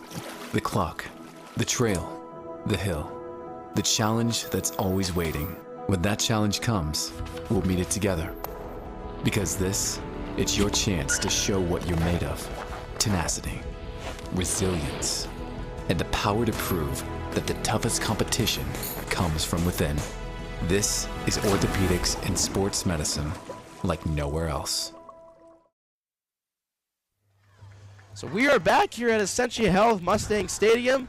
We have 28 seconds remaining here in the second quarter. Deacons lead 21-14 with the Mustangs on the move with a couple big plays to Xander Noon and Grant Warkentine, who ran for a 7-yard gain on the last play. So we got 2nd and 3 from the 28. Grant Warkentine, he is going to look to his right, sits all alone, scrambles to his right a little bit, has some pressure coming in from his right side, gets rid of it dangerous pass there, gets rid of it, incomplete. It took a little bit of time there trying to roll back, see if he can find something, create something there, but he did get hit on the weak side, and that does produce a 3rd down situation here. Really what Warkentine needs is to get it about to the 15-yard line here on this conversion. Then they can clock it quick, and then you probably have 2 plays left. We got one timeout. Yeah, so it's really, I guess he doesn't have to clock it in this situation if we do have a timeout remaining. So, but I think that's probably the goal. Get to the 15, see what you can do. You got those tall receivers like Newton. Holsing's come up big for you against these guys, and then you can start looking to those wideouts. So here we go. Warkentine dumps it off to Wilson. He cuts back to his left. Wilson gets up to right around the 16. So as you said, Aaron, that's pretty good. Right around the 17, 16-yard line. Good bubble screen there. Cheyenne got out, got the blockers out in front of him. Good choice by Wilson, cutting back into the inside. Even though it's going to wind the clock here. So now 10 seconds remaining. Mustangs say their timeout. Warkentine dumps it over to the middle. Now they're going to have to use it. I think it's going to be a timeout. Yep. So now Xander Newton on the catch. A couple real good play calls here by Coach Newton, and now decision to make here because 3 seconds to go. You got one shot. You got the one shot. You do see finally, the weather might start playing a factor. We have a light drizzle going on right now, which we didn't have to start this game. That does maybe just affects the kicking game just slightly, but we have hit a pretty couple nice extra points here. This is really kind of extra point range, but he is on the right hash, so it's a little bit different. My guess, Coach, is that he's going to throw an opportunity into the end zone here. I think you have to, or maybe with an RPO option. They have been pretty successful with working team getting outside, but you only have the one shot, so you almost feel like it has to be something in the end zone and see what you can come up with that, rather than keeping it on the ground. If it's 1 or 2 yards, yeah, you might go with Henricks or something like that, but at 5 yards, I think it's something that has to get into the end zone. Yeah, absolutely. I think you should go to the air here. Why not? You got 3 seconds left. You're at the 3-yard line. You might as well take the chance and try to tie this game up here, or at least get a score. Gentlemen, this is the biggest play of the half so far. There we go. What a game. This is a huge swing for the Mustangs, and this changes the outlook of the game. So Wargentine, he takes it. He's fine. He's going to roll to his left, gets rid of it. It is incomplete. Fought for by 2 Mustangs, kind of 2 guys in the same area, and no one's able to pull it down. So what a half, though. Deacons lead 21-14, but the Mustangs do get the ball. They do get the ball. Second half. So what did you guys think of that first half? Because I was back and forth. Couldn't ask for better. Just as advertised. Just as advertised. Absolutely. Shanley and their skill, and really that no huddle, I think, was really a key factor. Rosberg did an excellent job of running that. And Sheyenne still was able to get chunks of yardage and to have a great look and to tie it up at halftime. So I would expect just to see more of the same in the second half. So we're going to come back shortly here with an interview for our head coach of the boys varsity program here at Sheyenne High School, Tom Kirchhoffner. The Deacons lead 21-14. We'll be back shortly.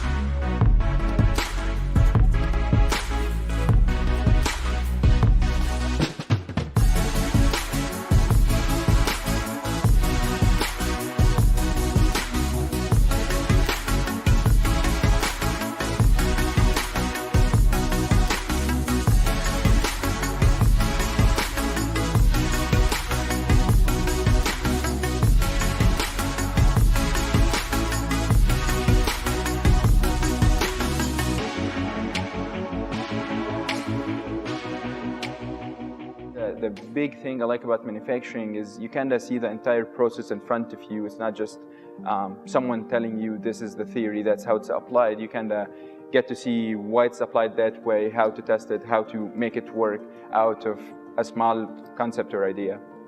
I like working in manufacturing because you get to really see your design come to life into like actual material, and you can hold it and you can look at it and you can open it. On the engineering side, I'm a little less on the actual physical building of the products, but I get to look at the design. I get to think about how things are going to come together, think about the different constraints that we have in terms of like materials and equipment, and getting to mix all of that together to get a finished product, I think, is a really satisfying thing for me. So the typical day for me usually starts with some meetings in the morning. We do a lot of collaborative work with the other engineers in our department, and even some drafters and modelers and different designers.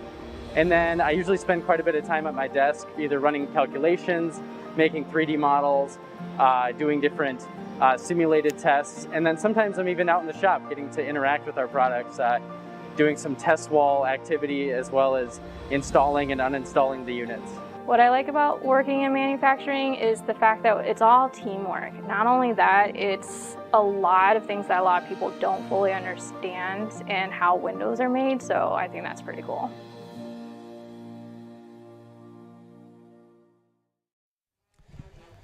Welcome back to Essentia Field here at Sheyenne High School. We're happy to be joined by Tom Kirchhoffner, head boys basketball coach of the West Fargo Sheyenne Mustangs. And Tom, having been up in the booth with us for an earlier broadcast, before we get on to basketball and things like that, what did you think of the first half here? I tell you what, that was a heck of a game, heck of a half right now, and this is a really good matchup, and that's what happens when you get down to the playoffs, it really comes down to matchups, and Shanley's got the speed. They don't want to run inside. They want to get to the outside, and really with Sheyenne, they just got to take care of the football, and they just ran out of time there right before the first half there. But the positives right now is they've been in this position before. They're a very experienced club, and they're going to get the ball to start the second half. Yeah, Kirchhoffner, I guess one more thing before we get in there. As a coach, how important is this kind of halftime conversation that's taking place right now? Because I guess if I were just to kind of give the vibe up here after Shanley took that 14-7 lead, there seemed to be, at least from the parent perspective, some body language on the sideline. Not the word panic, but maybe frustration and tension. So how do you talk to these guys in the second half when you kind of get you took one on the chin a little bit and you want to see, hey, how do we answer?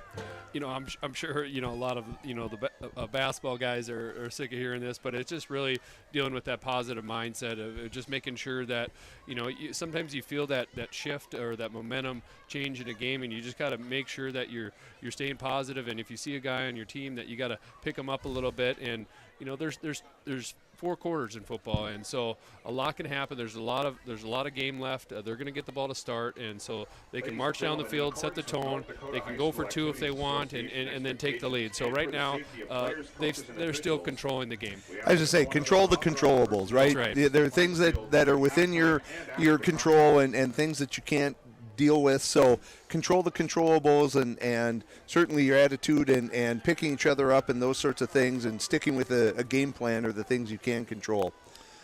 Well, Coach, let's talk basketball. Yeah, I mean, it's hard to believe with this little nice run of weather we've had, but the start of the basketball season is only a couple weeks away here. Give us a little insight as to what we should expect from the Mustang boys basketball team as we head into another season. Well, I haven't really been thinking about it. I've been just don't pretend just because we're on the broadcast that you weren't thinking about basketball. There's not a moment of your day that you're not already coaching in your head. But here's the thing, though. I would say I'm a multi-sport guy. I'm a multi-sport coach. I want our guys out for the golf team. I want them out for track. I want them out for soccer. I want them out for football. We got a lot of guys out there that are multi-sport athletes. I don't need them in the gym. The season is long enough when you get to 16-week season. It is a grind, and so I'm just glad we had our guys had a lot of success. Whether they were out for soccer, they made a run and got third, and then our football team is having an outstanding season. And so, basketball season, it'll happen when, 16, 17 days, something like that.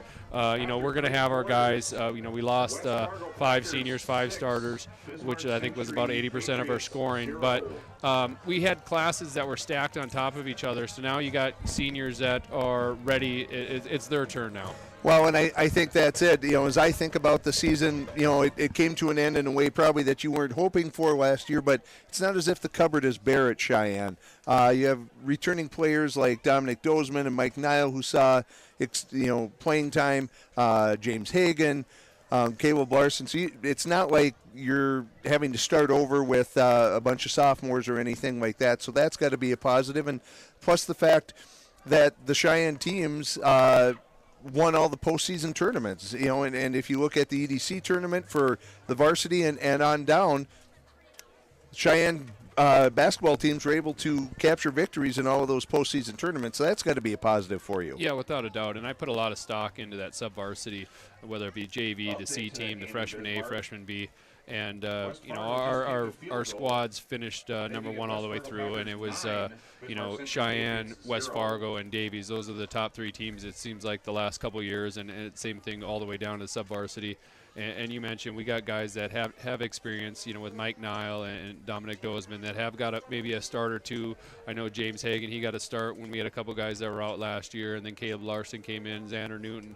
He got some minutes in some crucial games last year. So we got guys that have the experience, and the JV team went 20-1 last year, so they're ready to go. It's just going to be a different style. It's different leadership. So and I tell them every year it's your season. It shouldn't be a coach-led team. It should be a player-led team. And I read an interesting article, or it was about Mike Nile, and he said he's ready to go. He's ready to lead the next Mustang group. So I'm excited for that. Yeah, Coach, I guess, talking about, you have five brand new starters. How do you kind of think about building a program versus building a team? Because there's obviously a big difference. If there are some coaches that are thinking, hey, I got this group of kids that are coming up in 3 years, and I'm going to work my way to try to make them have the chance. You seem to be a kind of guy that's like, I'm going to build this from the whole bottom up and make sure every player in our program is participating and bringing their best, because that's what a program is versus a team. Yeah, it's definitely got to be everything's got to be based on the program, and I would say a holistic approach. You got to put stock into everything, and I'm really just in a fortunate position of being in this community where the support is outstanding from the parents. We got great kids at this school, great players, and you get some outstanding classes where you get them back to back where they stack. You talk about Zion Detman, Blake Berg, Tyler Terark, and then you stack that with Jaheim Leak and Jackson Money and Ben Madsen and Gage Anderson. So they just kind of kept everybody. Now you're kind of seeing it with another couple classes coming through. So it kind of goes and runs. So you just kind of got to, fill in the missing pieces or fill in the holes. And these kids, they're very resilient. They're very gritty, and they're just excited to showcase their skills. And I'm excited to be their coach. So as you look forward to a season, obviously, we would expect those traditional teams, West Fargo Sheyenne, Davies, the Packers to be probably up near the top. Is there anyone that you think might be laying in the weeds a little bit as a program that might be on the rise or anything like that? Well, I tell you what, this conference is going to be really exciting, really tough this year. I know, a lot of coaches say that, but the last 3 years it's just been really, Sheyenne, Davies, and West Fargo. But you got Fargo North, who made the state tournament last year, and they got Sem and Zeller, outstanding sophomores this year. And then you got the Kraft kids. They're going to be a problem. And then Grand Forks Central, they had a couple. I put stock in. They had a really good C team and a really good JV team, so they're working their way up. And then I feel like I'm missing somebody. I don't know. It just seems like there's going to be 5-6 good teams this year in the conference. So no nights off when you're playing. You're going to have to bring it every night and have a team that's ready to compete. Well, last thing before we get you out of here, Coach Gershoffner, we're back to football here. Any predictions? I like our chances. We just got to make sure that we come out this first drive and get a score, and then we got to get a stop. We got to get a turnover. We got to make sure that we don't let their playmakers score. And I'm going to say maybe the first team to 40. Well, thank you for joining us, Coach. We're looking forward to another season of Mustang boys basketball, and best of luck in the season. I appreciate it, and been hearing in the hallways that I think it was Andrew Wilhelm. He wants to get Mustang media out on the golf course, see if we can get that happen in the springtime. Trust me, it's been discussed.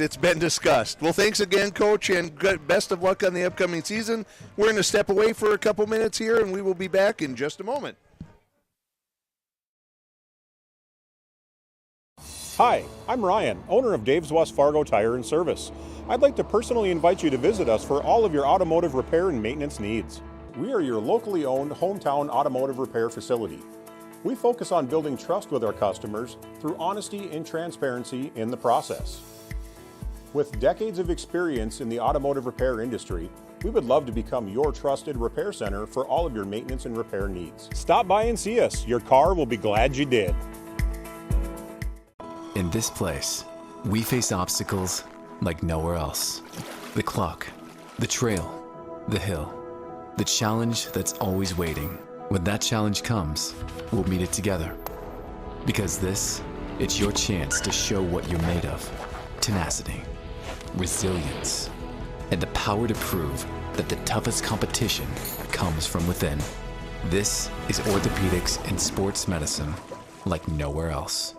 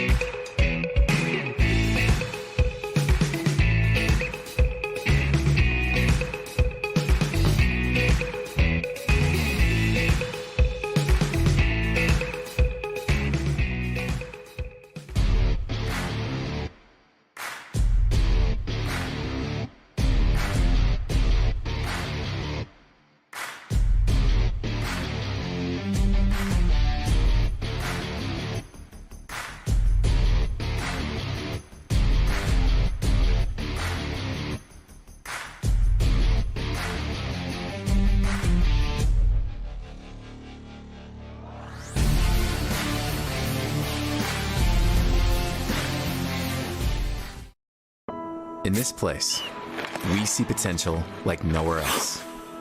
Here, vision is boundless. That's why we never settle. We look for the moments when everything becomes possible. The moments that inspire us to make every day better. In this place, there's no such thing as good. There's only great.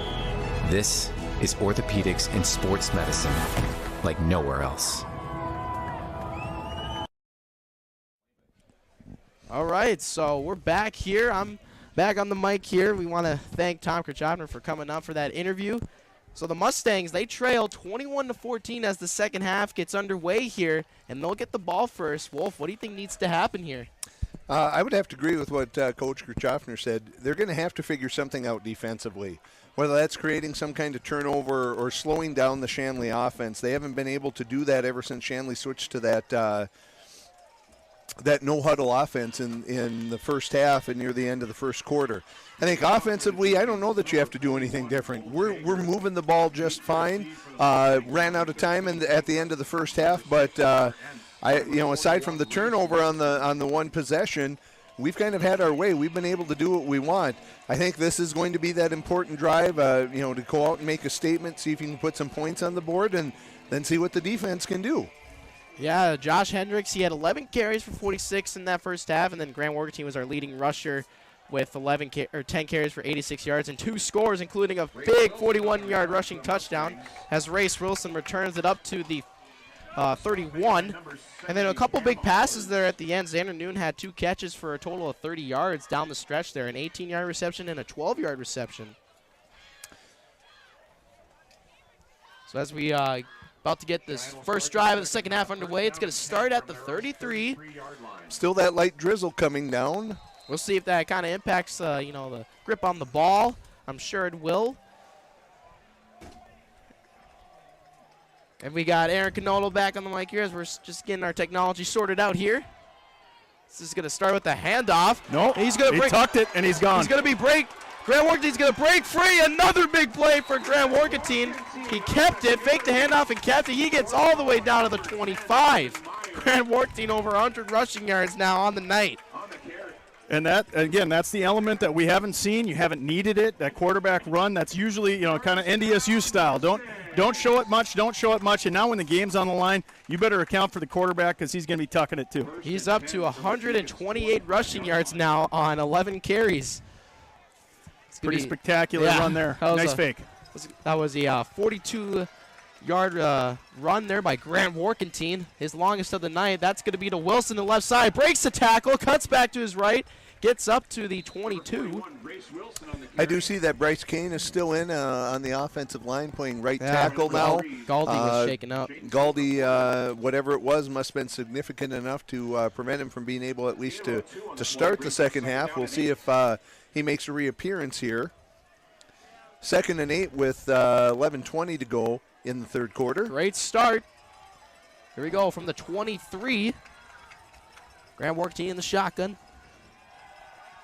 It's going to be a pass. Grant Workington rolls to his right. It is incomplete, intended for Josh Hendricks. Yeah, I think that just went off his hands. That might be the first time where the weather's actually impacted the ability to pull in that catch. So it looks like the rain is going to impact the grip of the ball, which, is not abnormal. That's what you got to expect. So that's when you kind of got to lock in more as a receiver and watch it all the way into your hands. And it was just maybe a little bit out of the reach on a dry night. Maybe the tackiness of the gloves allow you to pull that in, but Hendricks was pretty well outstretched for that and just a little bit beyond his ability to bring it in. So here we go, 3rd and 8 from the 23. This is going to Workington's going to keep it, looks like, and he's stuffed. Nowhere to go.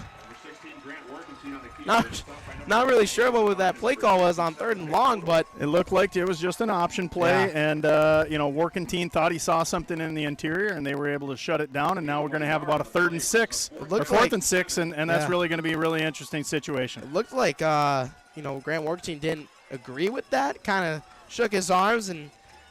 He kind of wanted something more out of that. So yeah, it's going to be 4th and 7 from the 22. This would be a huge stop for the Deacons as they are up a score.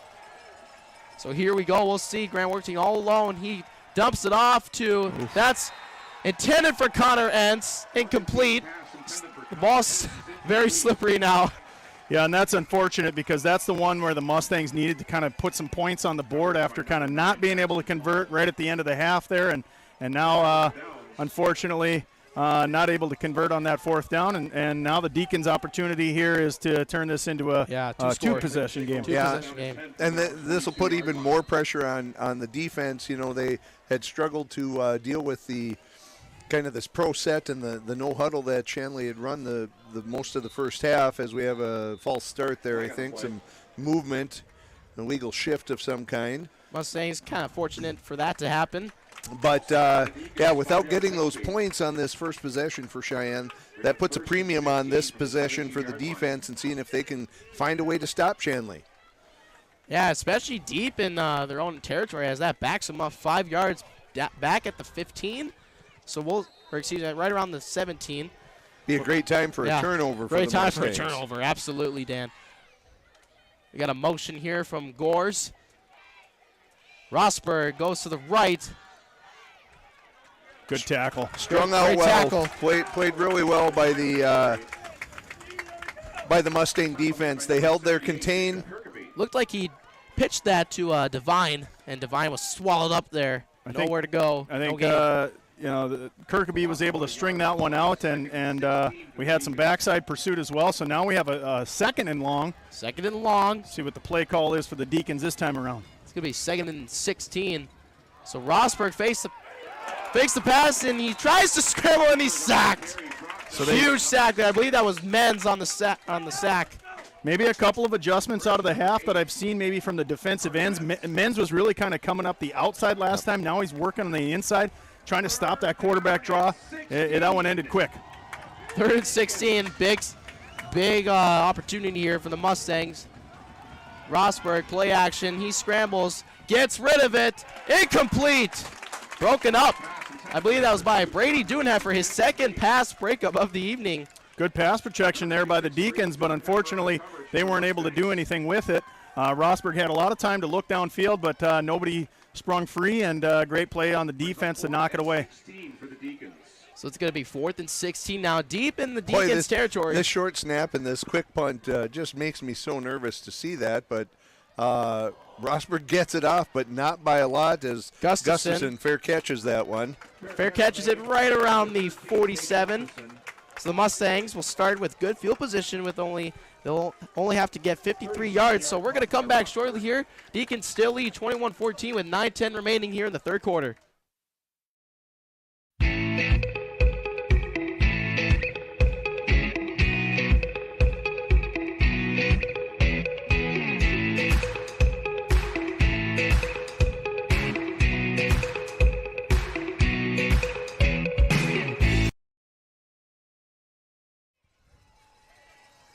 We are back here. Graham Warkatine begins the drive. He floats this to Wilson. Wilson is tackled right around the 37. Great catch there. That's Wilson's second catch of the evening. He caught an 11-yard pass earlier. That's going to be, I believe, right around a 17-yard gain. Boy, this game has really been highlighted by two very skilled quarterbacks. Each of them really in command of their offenses and knowing what they want to do and finding guys. This is really fun to see. And they're both seniors, so they have a lot of senior leadership. Here's a handoff to Wilson. Cuts back up to his right side. He breaks a tackle. Wilson! He's going to get the first down, I believe, on that play. Yes, he does. That moves the chains. And it's the little things that you're doing right now at this point. Race Wilson, he's a sophomore. He breaks that tackle, but most importantly, he gets into that second level. Both hands get on the football. And so nobody's stripping that thing out if you play smart. Yeah, he does not fumble a lot. He has great ball carrying ability and great ball security. 1st and 10 from the 25. See if the Mustangs can answer here this time around. This one's going to go, or Warkatine's going to fake the handoff to Hendricks, and Warkatine keeps it. He lowers the boom on a couple guys. Yeah. Gets up to the 15. Grant Warkatine. Solid game from him. That's we do have a Deacon slow to get up, number 8 on the play, but he does finally get up. They're going to just sub him in. No timeout taken here. Grant Warkatine already up to 138 rushing yards. And they do look like they're, I mean, at least on the, from this level, it does look like they're kind of selling out a little bit on the Josh Hendricks dive, and that's what Grant Morkentine is seeing, and that's why he's able to cut that up. Well, and Aaron, even though Sheyenne hasn't scored, there's a turnover, and they weren't able to capitalize at the end of the first half, beginning of the second. They have been on the field controlling the ball, controlling the clock for quite a bit of this game. Oh, that one is almost caught by Race Wilson. He almost wrapped that in with his left hand on a one-handed catch right around the 5, but that's just incomplete, as that was another fake handoff to Hendricks. Would have been a spectacular catch in any condition, let alone tonight. But, hey, nice effort there by Race. It was. So I really think, the fatigue factor for the Deacons defense for being out there as many times as they are and dealing with that Cheyenne offensive line still could be a factor as we go through the second half. 3rd and 1 from the 16. I believe they're going to punch it up the middle here. Morkentine keeps it. He pitches it to Caden Rahr. Number 27, Caden Rahr. He picks up the first down, moves the chains. Moves the chains, that's all that matters. Continuing that ball control and continuing to eat up time of possession. So it's going to be a first down. The ball will be spotted at the 13. We'll see what the Mustangs do now as they're trying to avenge a failed attempt to score last time out. It's going to be, here we go. We got 7:20 in the third quarter remaining. I believe that's going to be to Hendricks. We haven't seen that's only his 12th carry, and really it's not a whole lot for Hendricks, as he averages right around 25, 26, 27 carries a game. That's only his 12th of the evening. I don't know if there's technically an answer for Josh Hendricks, but this is probably as good of a defensive effort against Hendricks as we've seen all year. Yeah, a lot of gang tackling, a lot of guys latching on and at least slowing him down and allowing time for that second-level defender, linebacker, safety, whoever it might be, to come up and try and put the finishing touches on. 2nd and 5 from the 8. Morkentine's going to fake the handoff to Hendricks and keeps it. He's tackled right around the 5. And Cheyenne can still get a first down here, so this is going to bring up 3rd and about 2, I think, or 3rd and maybe a long 1. But they can still get a fresh set of downs without having to score a touchdown, and that's important to keep in mind too. Absolutely. Then and this is the game script they've asked for. The 3rd and short, the 4th and short. Now you have a lot of options on that option play with Morkentine and Hendricks up the gut and possible pitch to Race Wilson or Caden Rahr. But they come into an I formation, which is unusual. Here we go. Morkentine under center. He's going to keep it. QB sneak. He trucks his way. Touchdown. Grant Morkentine, his 2nd rushing touchdown of the evening. Actually, that's his 3rd. He scored all 3 rushing touchdowns. Great play call there by Newton. Again, they're not seeing the Grant Morkentine run play right now. Nobody there to stop that interior. I don't even know if they knew that he was diving it. You could see the tackles kind of diving at the front. And, hey, awesome job. Now we'll see if they can finish with the conversion here. What a run by Grant Morkentine. So, that's actually his 3rd rushing touchdown, as I said. That's a hat trick for Grant Morkentine. He's been doing it all tonight. Senior leadership there from our 3-year starting quarterback. Snap spot. Right-footed kick by Birnbaum is good. And that's pretty good. 21. With the rain coming down, although it looks like it's maybe let up here, that's going to be really important. That's one of those plays we know that Sheyenne has struggled occasionally with the extra points over the course of the season, and with the water on the ball, made it even feel more so. So we're going to come back shortly here. Grant Morkentine punches it in for his 3rd rushing touchdowns. The Mustangs tie the game 21-21 with 5:54 remaining here in the third quarter. We'll be back shortly.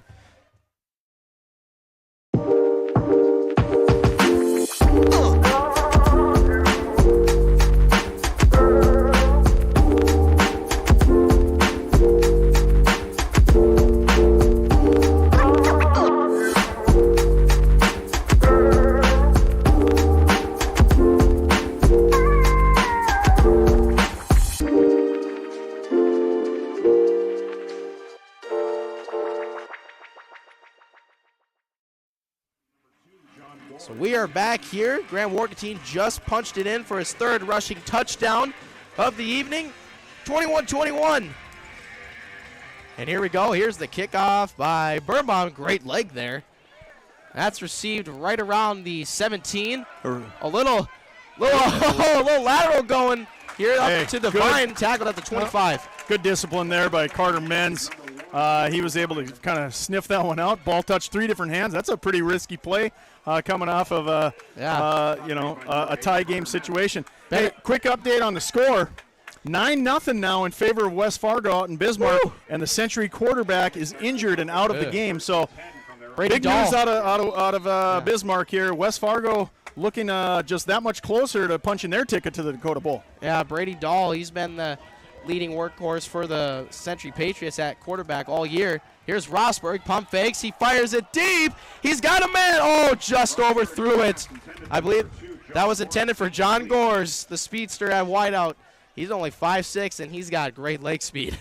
You know, pretty decent coverage there. I think that was Dudenheffer on the coverage. Did get it over the top a little bit, but it was going to have to be a perfect flow there by Rosberg, and he just put a little too much air on it. It looked like a good throw. I mean, Gores had him with that speed of his. So we got 2nd and 10 from the 25. And that was a big play, chunk yardage situation here that kind of didn't go in the Deacons' favor. That does put them a little bit behind the sticks here, but that hasn't seemed to be a big problem for them so far in what their play call looks like. 5:41 remaining here in the third. Little motion out right. That's going to be a dump by Rosberg. Dumps it off to his right. I believe that's caught by Devine. Yes, it is. Devine gets up to the 45. And again, maybe the Mustangs didn't stretch that out. You saw the linebacker. I think that one maybe was Nick Renner in pursuit behind the play, and that 9 yards. So the Deacons, they go back to that. Here's a handoff to Devine. Stopped at the line. That may be a loss of one. Now it's decision time for the Deacons here because they are definitely not in a favorable position here at the 33-yard line, but I think they're going to call a quick play and see what happens. So, yeah, as you said, Aaron, it's going to be a big momentum swing as the Mustangs could go up a score here if they get a stop. A lot of noise here from the Mustang faithful in the stands, shaking the bleachers. Great crowd tonight here in the Century Health Mustang Stadium. The first time we've kind of experienced this in a little over a month. The crowd last time when Levin sticking still on the shot or on the play clock here. Plenty of time. Jet sweep motion, and I think they're gonna no biting on the defense there. Delay of game. Timeout, I think. Timeout, actually. Yeah. So we'll take a quick timeout as well. I think they might be changing their mind.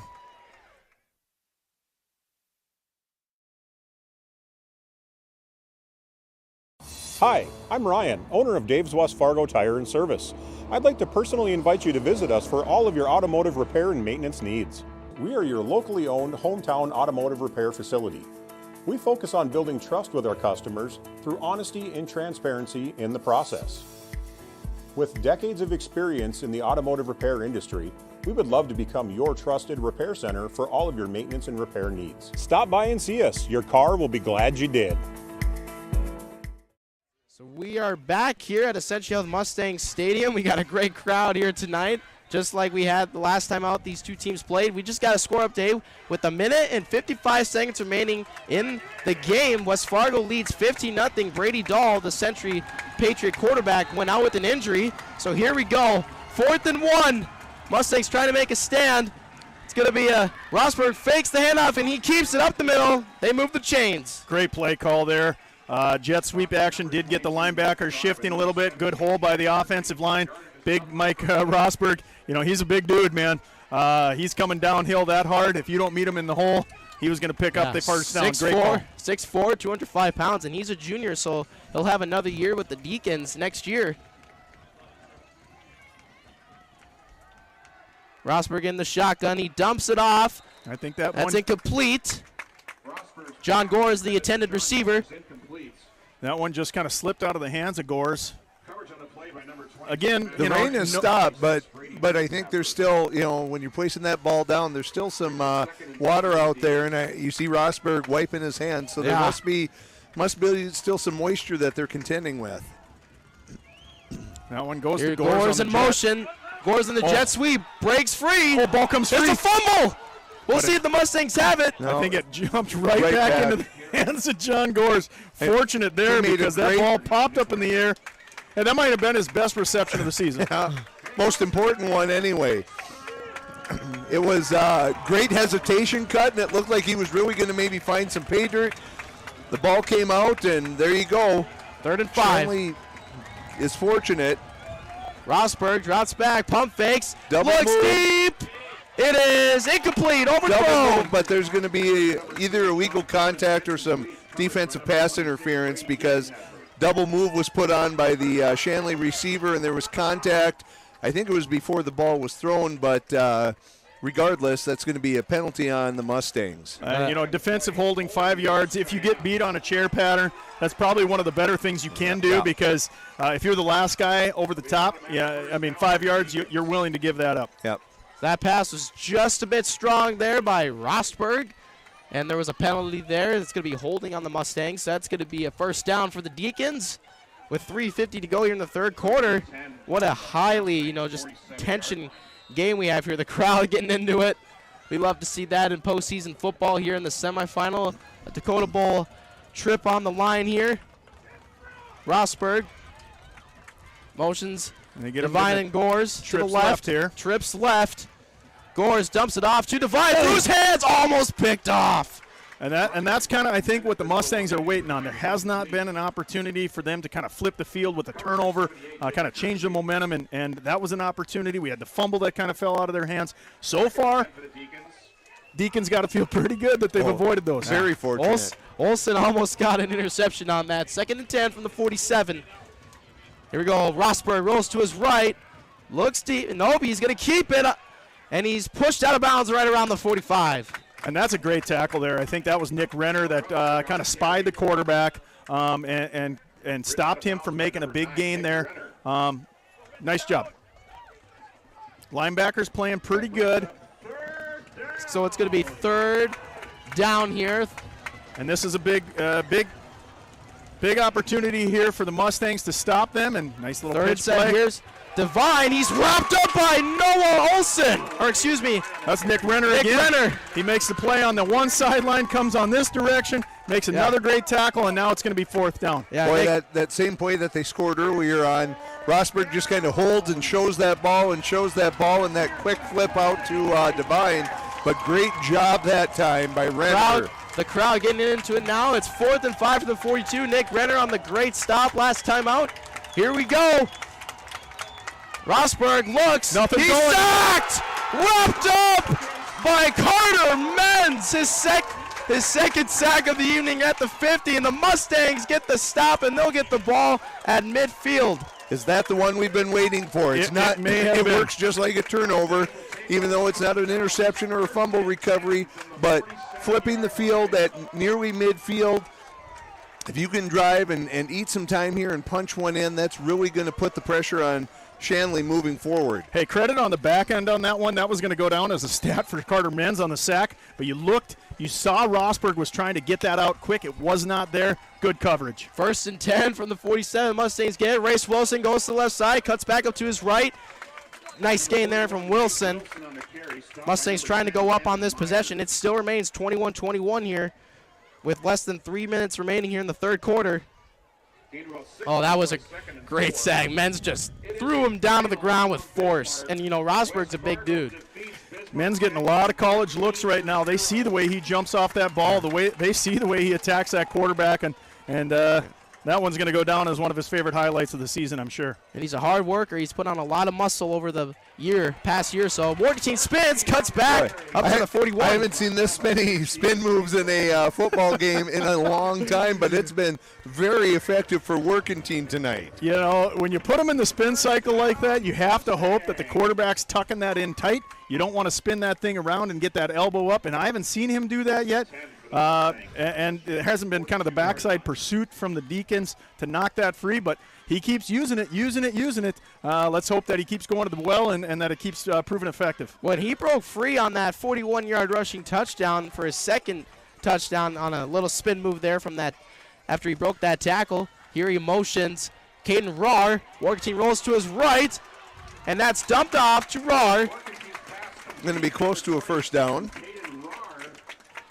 I will say, we've talked a little bit about this. It seemed like a couple of games, Caden Rahr's feet just weren't underneath him. His legs didn't look like fully back to like he was his normal self. Tonight, he looks explosive. Oh, yes. He looks like he's ready to score the touchdown. He looks like he's ready to beat somebody down the field, and he looks like he's ready to run somebody over. He's very capable of doing that. He did that a lot against West Fargo High back at the beginning of the season. Grant Warkteen hands this off to Wilson on the left side, cuts back. Wilson up to the 27. Stop by number 10, Landon Meyer. That was a pretty good tackle by Meyer because Cheyenne had the numbers. If Wilson beats Meyer on that move, he maybe has a chance to go. Great blocking on all those runs to the left here lately for Race Wilson. It almost looks like if they could seal that outside guy, I don't know if anybody's going to be able to catch him if he can get around the edge, but so far he's electing to kind of cut it up the field. Picking up big yardage, though. 2nd and 5 from the 27. Warkteen keeps it on the right side, gets up, breaks a tackle, breaks another one, fights for extra yards inside the red zone now. Tackled right around the 17. Woo, they're faking that handoff to Hendricks and getting a lot of big yards for Warkteen keeping that. He's got over 150 rushing yards on the night. Well, we talked about that at the beginning of the game, that was the guy that we wanted to see what he could do, and that experience of 2 Dakota Bowls and all that he's been through in his high school career is really, really coming through tonight. He shows, he's really he looks like he's really hungry to get a state title to end his career as he's just committed to go play for MSUM. He's going to team up with Carter Barricott, who's over there right now. He was a star athlete at West Fargo High, capped off his career with the state basketball title as Wilson gets up to the 6. Also going to team up with Brennan Selheim as left tackle, who's also signed over at MSUM. And if you enjoyed your left tackle and running behind him all those years, you may as well join up with him in college as well. Yeah, Warkteen, he's been 3 rushing touchdowns, over 150 rushing yards. He's been doing it all tonight. So that concludes the 3rd quarter. It is a tie game, 21-21 here going into the 4th quarter. We're going to come back shortly and take a short break. In this place, we face obstacles like nowhere else. The clock, the trail, the hill, the challenge that's always waiting. When that challenge comes, we'll meet it together. Because it's your chance to show what you're made of. Tenacity, resilience, and the power to prove that the toughest competition comes from within. This is orthopedics and sports medicine like nowhere else. Welcome back to Central Health Stadium here at Sheyenne High School, where we have a tie game, 21-all, heading into the 4th quarter. You couldn't ask for anything more if you're a high school football fan. It's been exciting from start to finish. Mustang Media wants to take a few seconds to remind you that Essentia Health is the premier sponsor of Mustang Media. Essentia Health like nowhere else. So, yeah, as we get going here, for the 4th quarter, it's the best part of the game here. It's a tie game. The Mustangs trying to go up a score here. It's looking pretty good as they are right around the 5-yard line. And, body language has shifted, hasn't it, guys? Oh, yes, absolutely. So here we go. Hand off to Hendricks. Well, as we said, Cheyenne has been out there with possessing the ball for a long time. And Shanley's done a good job to this point, but you got to wonder if this is starting to take a toll on them. The size of the Mustang offensive line, if Shanley's really struggling in trying to keep up with the size of them at this point.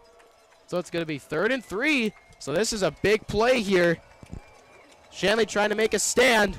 And they're going to go right back into that I formation. Gentlemen, we've hardly seen that this year, and it's paid off really well. Oh, great play. Here we go. And it's going to be a touchdown.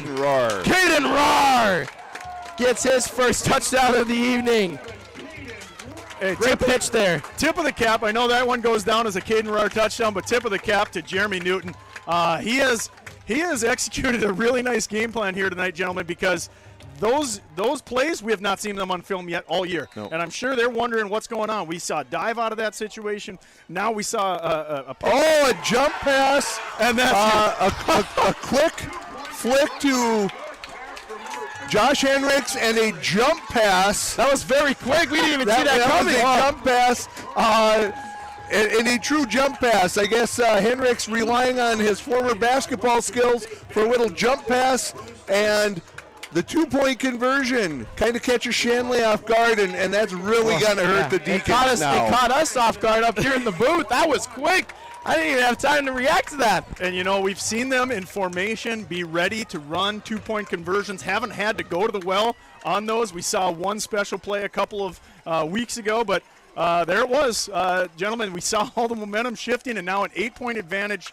All the momentum on the Mustang side. Boy, Deacons are really going to have to find an answer here if they want to get back in this football game. Still plenty of time, 11:20 left. But you can sense emotionally, the Deacons lost a little bit of momentum here to start this fourth. And I think very important here for Sheyenne on this kickoff, lane discipline. We know we've seen a couple of big returns to this point. Yeah. You've got to stay in that lane and make sure that you don't let them get outside and change the field. There you go. That's the guy that can be dangerous. You better get John him down. Gores breaks free. Oh, my goodness. We'll see.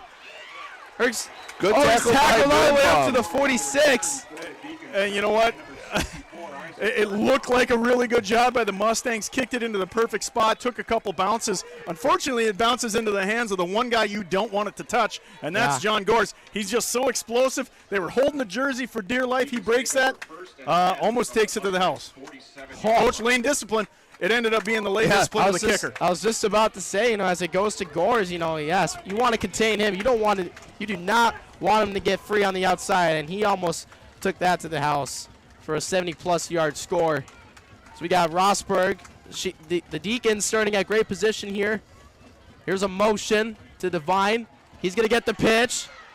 Big hit right around the 44.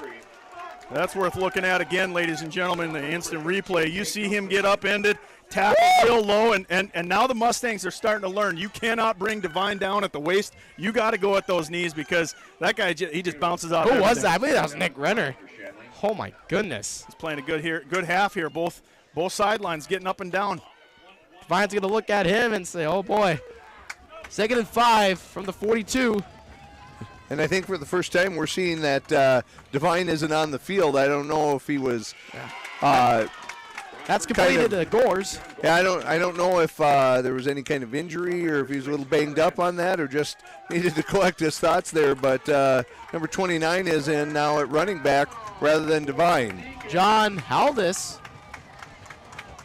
So we'll see here. It's 3rd and short from the 40. Motion here. Rosberg's going to keep it.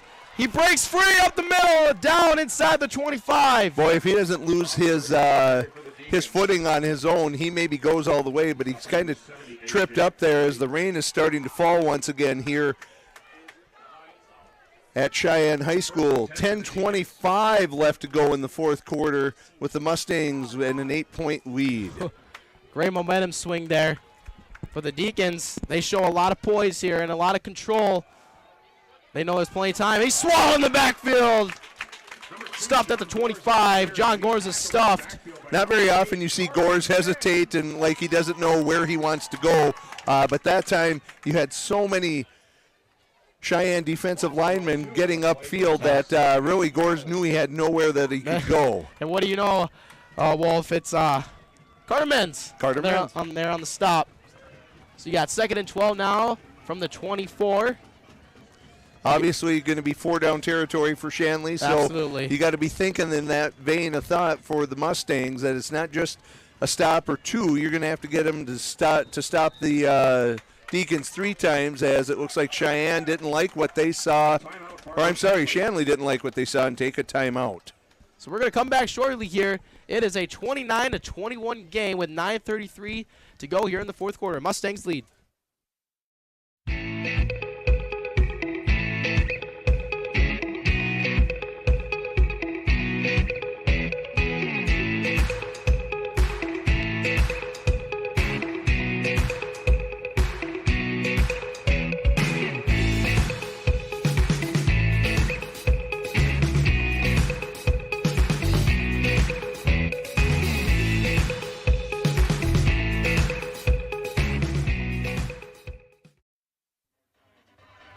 we are back here at Essentially Held Mustang Stadium. We do want to remind you guys of one of our sponsors. When you choose Bell Bank Mortgage, you'll partner with people that are part of the fabric of the communities we serve. At Bell, people come first. No matter where you are, you'll see the Bell difference in your mortgage experience with us.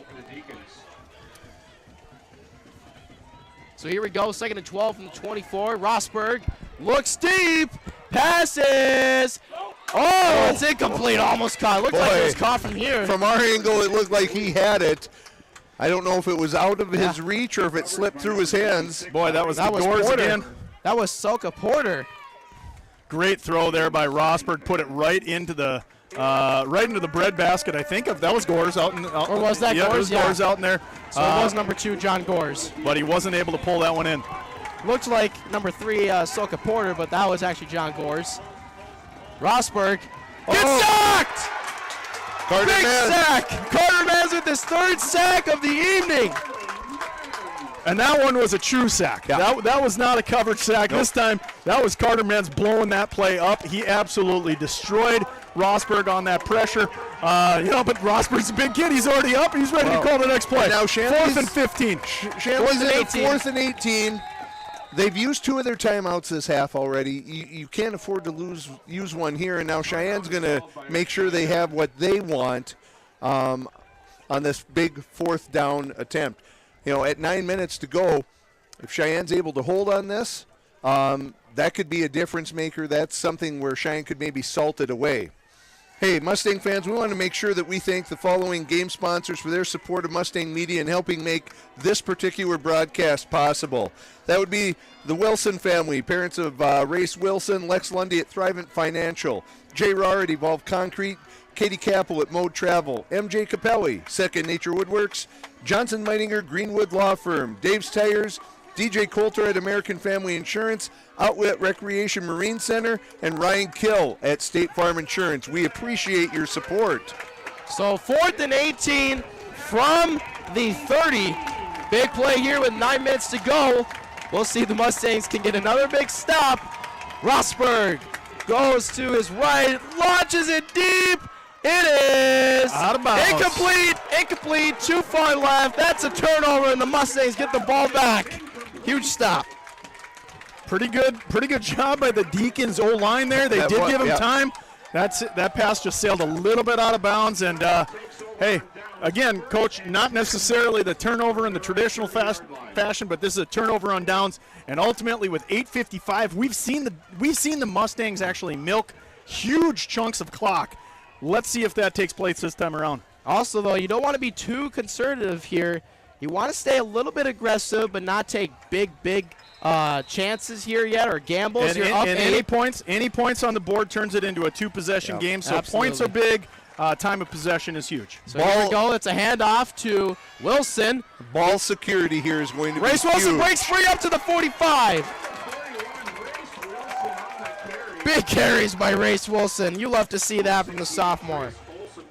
God, spectacular cut back in there. He's planting that foot so nicely on the outside. He's getting all that pressure onto the exterior of the defense, planting that foot, cutting it back into the interior, and then two hands every time. The ball security and that over pursue by the Deacons when he makes that plant and gets it going upfield.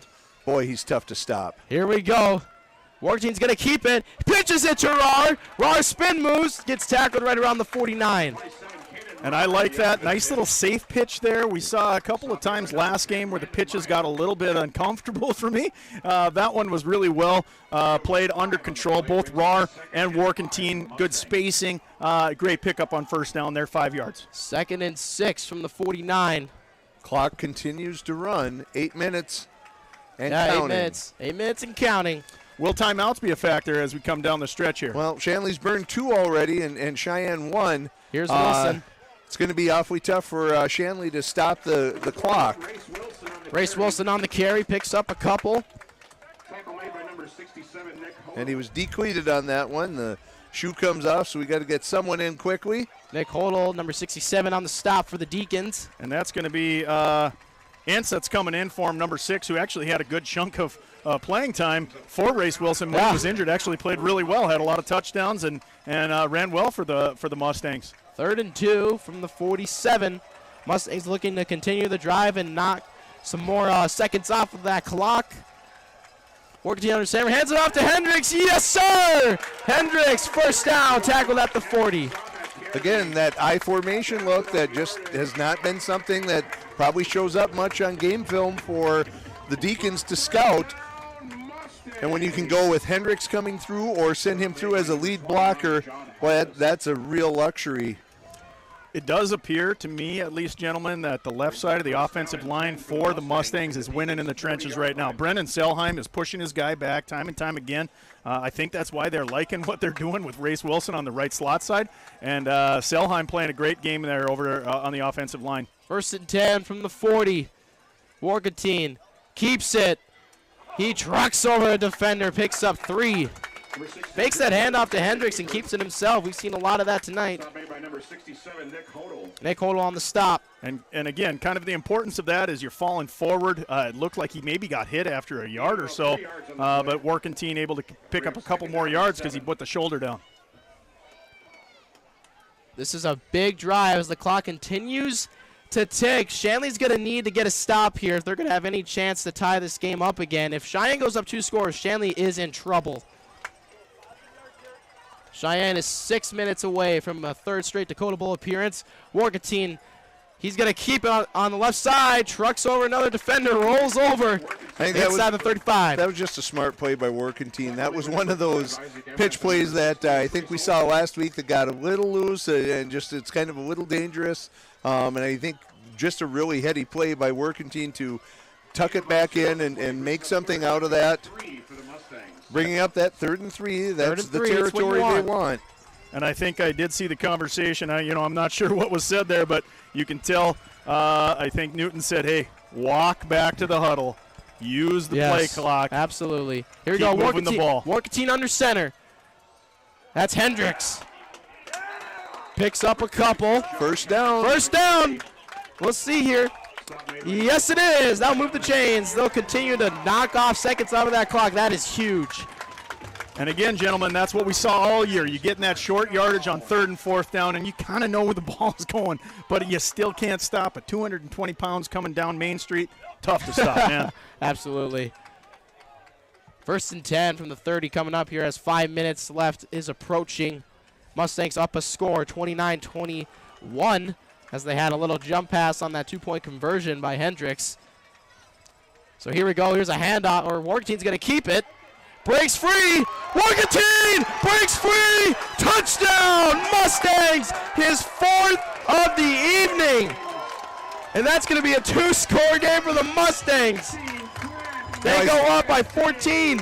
I said at the beginning of the game, I guess I didn't call him an X factor, but I was really anxious to see how Grant Warkentine came out tonight. And boy, if you had any questions about this kid's toughness or his ability to lead a team, all those questions have been answered. One of the best games of his career, I assume. 4 rushing touchdowns for Grant Warkentine. He is just absolutely just helping out this team, with his senior leadership. He's just looking hungry. Snap spot, right footed kick is up.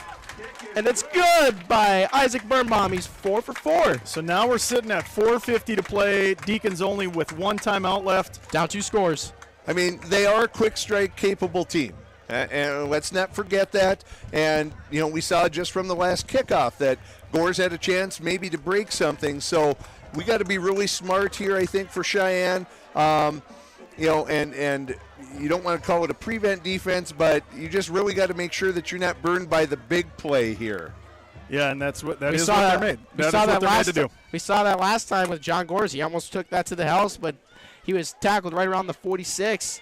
You got to contain the outside, as you said, Coach, earlier. They did not do that. Well, actually, they did do a good job of collapsing. They did. John Gores just broke free. He's just got great leg speed and great leg drive, and he just broke free. Yeah, gentlemen, sometimes you can scheme all you want, and athletes still win. I will say this, though. We haven't talked about Coach Mattern over there for Shanley. If there's a coach in the EDC that loves to scheme more than this guy, I'd be hard-pressed to find him. He's under the tutelage of Kevin Feeney over in Moorhead. He coached when South was dominant. He knows what championship teams look like. Great kick there by Birnbaum. That's received by Gores, I believe. Gores goes to the right. Whoa. Gets up past the 30, tackled by Noah Olson. Or excuse me, that's Gustafson on the. I think that could have been a holding call out there. It did look like he was blocking him to the exterior, and then when he tried to get back onto the outside, a little bit of a shirt grab. Lot of fans here calling for that. Tanner Hagel on the stop, actually. But hey, you still held him. Actually, probably one of the better kicks of the game. They're only at the 29-yard line. Yeah, 4:42 now. We'll see, if the Deacons can scheme anything, because we saw that with Divine rolling out. The Mustangs thought they were going to go to Divine, and then they threw to Tyler Kraft in the back of the end zone. Rosberg trying to figure things out here. Deacons are down 36-21. It's a two-possession game here with 4:42 remaining. Rosberg takes the snap, rolls to his left. He breaks out of a sack, picks up positive yardage. I would be surprised, Coach, if this is actually going to be a whole lot of change in what they do, because their big play capability is putting those guys out in space, and I think they'll probably still look for some of those quick hitters. They don't want to give Menz a lot of time to get at the quarterback. Kirkby at the quarterback. Rosberg. Pass is incomplete. That was intended for number 3. That's going to be Soka Porter. And that's just it with 5 receiver sets. I mean, you're spreading that secondary for Sheyenne awfully thin. So you're already putting your receivers in a good position if you're Shanley. Now can you give Rosberg enough time to find that open guy and maybe make something happen? 3rd and 8. Rosberg, quarterback draw. He's going to keep it, and he's wrapped up and stopped. Great play there by the D-line to swarm him. It does look like, to me, Karch and some of those other coaches must have talked to the D-line about finding a way to collapse that interior. That draw game for the Deacons just has not proven as effective as it was in the first half. So 4:06 to go in the second here. Shanley burns its last time out. I mean, and you kind of have to. You're facing a 4th and 8. If you're not able to pull this off, that essentially is the game at your own, 35-yard line. So this is such a huge possession or huge play coming up. So we're going to come back shortly here with 4 minutes remaining. Or, excuse me, no, we're not going to. We're going to stay with you here. I think they're about ready to come back for the timeout. They're about ready to come back. Yeah, about 15 seconds left here on the timeout left. So we'll see what. Well, that's good. We get to stay with you. No breaks here late in the game. 4th and 7 from the 32. No breaks for the offense. No breaks for the defense. Let's see what Mattern dialed up. The game comes down to this. Mustangs could wrap it up here with the stop. Rosberg gets pressure. Incomplete. Is that intercepted? No, it's incomplete, but it's still a turnover. You probably don't want to catch that one unless you want to pad your stats there. But hey, great job by the Mustang defense, especially in the secondary. This second half has played much differently for them. Mm-hmm. That was almost intercepted by Noah Olson. Obviously, whatever Karch and the other coaches talked about in terms of adjustments and how they wanted to handle that no-huddle offense and what Shanley had going on was very successful. Now, I'm sure Coach Newton is talking about ball security, 2 hands on the ball, and let's just grind out this game and punch our ticket to face the Packers next week at the Dakota Bowl. A tip of the cap too to Coach Rott. I see the conversations he's having with his secondary. They've played really well. Here's a handoff to Hendricks. He's a train. Gets tackled right at the 25. The Mustangs just going to run this point out probably. And you got to figure Shanley's going to be ball hawking here. They're going to be swiping at it and trying to rip it out of there. So, again, really important that you're just the 2 hands on there. And probably it's okay now to go down after initial contact. That's what I was going to say, rather Coach. than fighting for more yards and really putting yourself in a position to get that ball stripped. Just initial contact, be content to go down. And he got good yards on that. He got picked up 7. It's 2nd and 3 coming up here. Same with Workentine. Maybe avoid the spin moves now. Just anything that you can do to keep that ball right in your belly. He keeps it. Trucks over defender with the QB sneak. Tackled at the 12. Almost broke feet for his 5th rushing touchdown of the evening. I don't know what Newton's seeing up there in the nose tackle, and you can see it right at the line there on the replay. Boy, Shanley's pushing their D tackles out wide. Workentine sees that. He says, okay, I'll just run up the middle. See if you can beat me there. I think it'd be interesting to know if that's something that Workentine, when he sees it, is he able to audible to that, or is that something that Newton is calling or just giving that freedom to working team to assess what he sees when he gets to the line. 2nd and 3 from the 11, 2:50 remaining here. The Mustangs probably have this game on ice if they just punch it in one more time, even though that's not the goal. It's just to keep the ball. And that's okay there. I think that one, smart decision not to make the exchange there. It looked a little unclean. And, I couldn't really tell there. Again, 3-year starter making a smart decision. Yeah, he's just using that football IQ. First and it's going to be, excuse me. Second and 10 here. 2nd and 10. Scoreboard. 2nd and 9 from the 10. So a little over 2 minutes to play. You can see the patience for the Mustangs.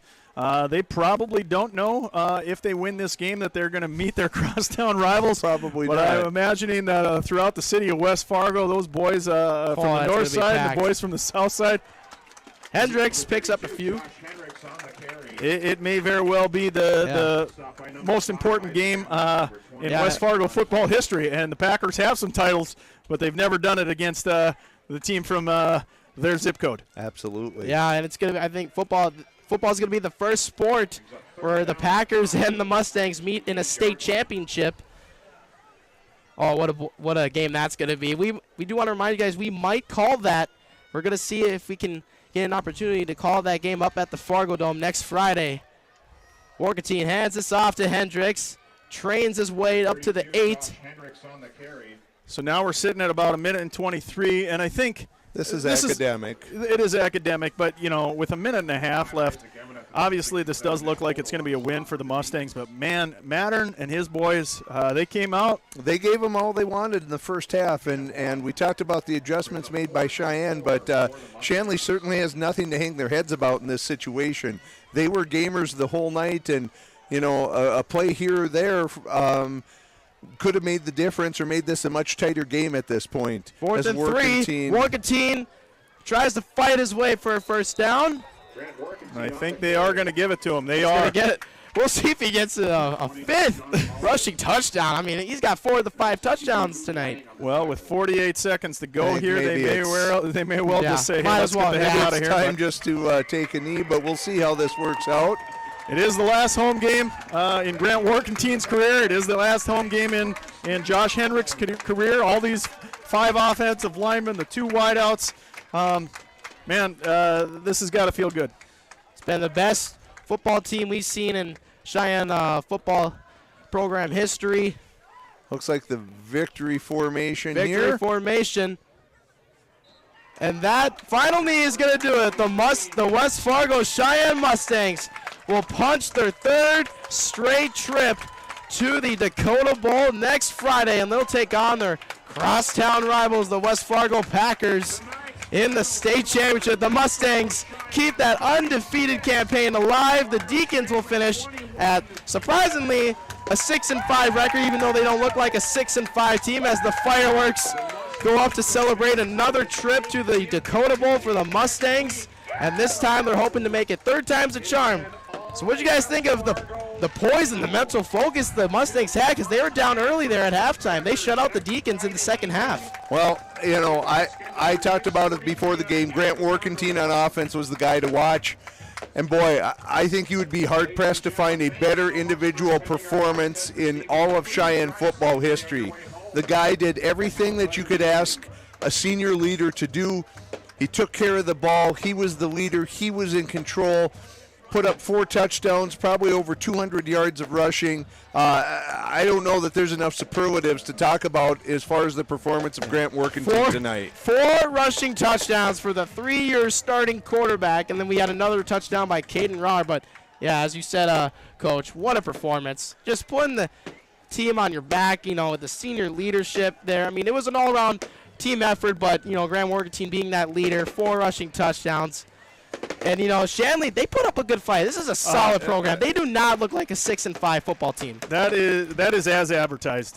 They are a special program. That is a really, really well-coached team. They gave everything they could to the Mustangs tonight. You know, Rosberg played well. John Gores is a highlight reel. Divine as well. And Divine is, you know, he's Sports Center in the Midwest. These guys are special players. And tonight, the Mustangs on their home field found the fortitude that they needed in the second half.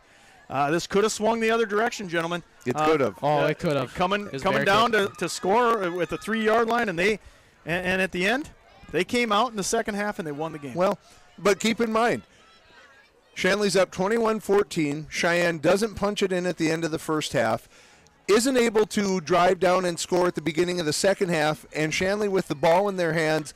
Probably for Shanley, they couldn't have imagined a better situation to be in. And as we said, the Sheyenne defensive line really came up huge in this second half, as did the secondary. Yeah. Oh, what a game. What a high school football game. And obviously, you'd love to give the game ball to Grant Warkentine. He's been doing this for 3 years. I still want to talk about those boys in the trenches because at the end of the day, Warkentine doesn't get to do any of that stuff. Hendricks doesn't do any of that stuff. And the D-line, Men's coming up big with those sacks. He wins on a coverage sack because the back end was doing so well. Nick Renner running up and down the sidelines. His job tonight and Tribe's job tonight in the linebacking position, when they spread the field like that, they played wonderful. Mm-hmm. Yeah. So we do want to remind you guys, before we conclude this broadcast, the Mustang volleyball team is looking to begin their postseason run. They'll take on the winner between the play game of Fargo North and Grand Forks Central. I believe it's going to be next Tuesday will be the quarterfinal game. And then the playing games are Saturday, November 6th, for those who don't know. So the Mustangs, they're going to punch their third straight trip to the Dakota Bowl. They keep their undefeated campaign alive. They increased their record to 11-0. We do want to remind you guys that our social media sites, make sure to subscribe to our Mustang Media on YouTube to get notifications of upcoming live streams. Mustang.post on Instagram if you have it. And for the parents out there, the old heads. You want me to call them the old heads? That's what I feel like I am. I'm the old head, I guess. So yeah, and Wolf, even older than me. I don't know that there's even a term to describe it. Yeah. Our Facebook is Sheyenne Mustang Media, and then our Twitter is Mustang Post as well. So that's going to conclude it tonight. The Mustangs defeat the Deacons 36-21. It's going to be the West Fargo Sheyenne Mustangs at 11-0 taking on the number 3 seed, the 9-2 West Fargo Packers. We might be able to call the game up at the Fargo Dome next week. So for Jackson Miller, Dan Wolf, Aaron Knodel, Mustang Media is out. We'll probably see you next week.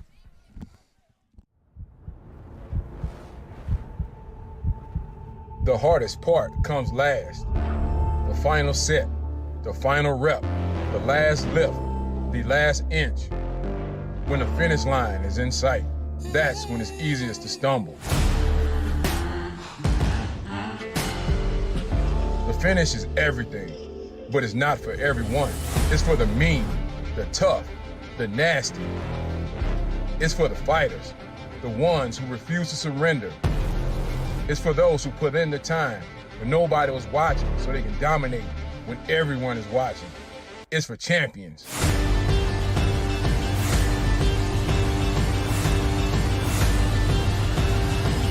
You've raised the standard. You've finished every rep. You finished every drill. You finished every game. Now finish what you've started.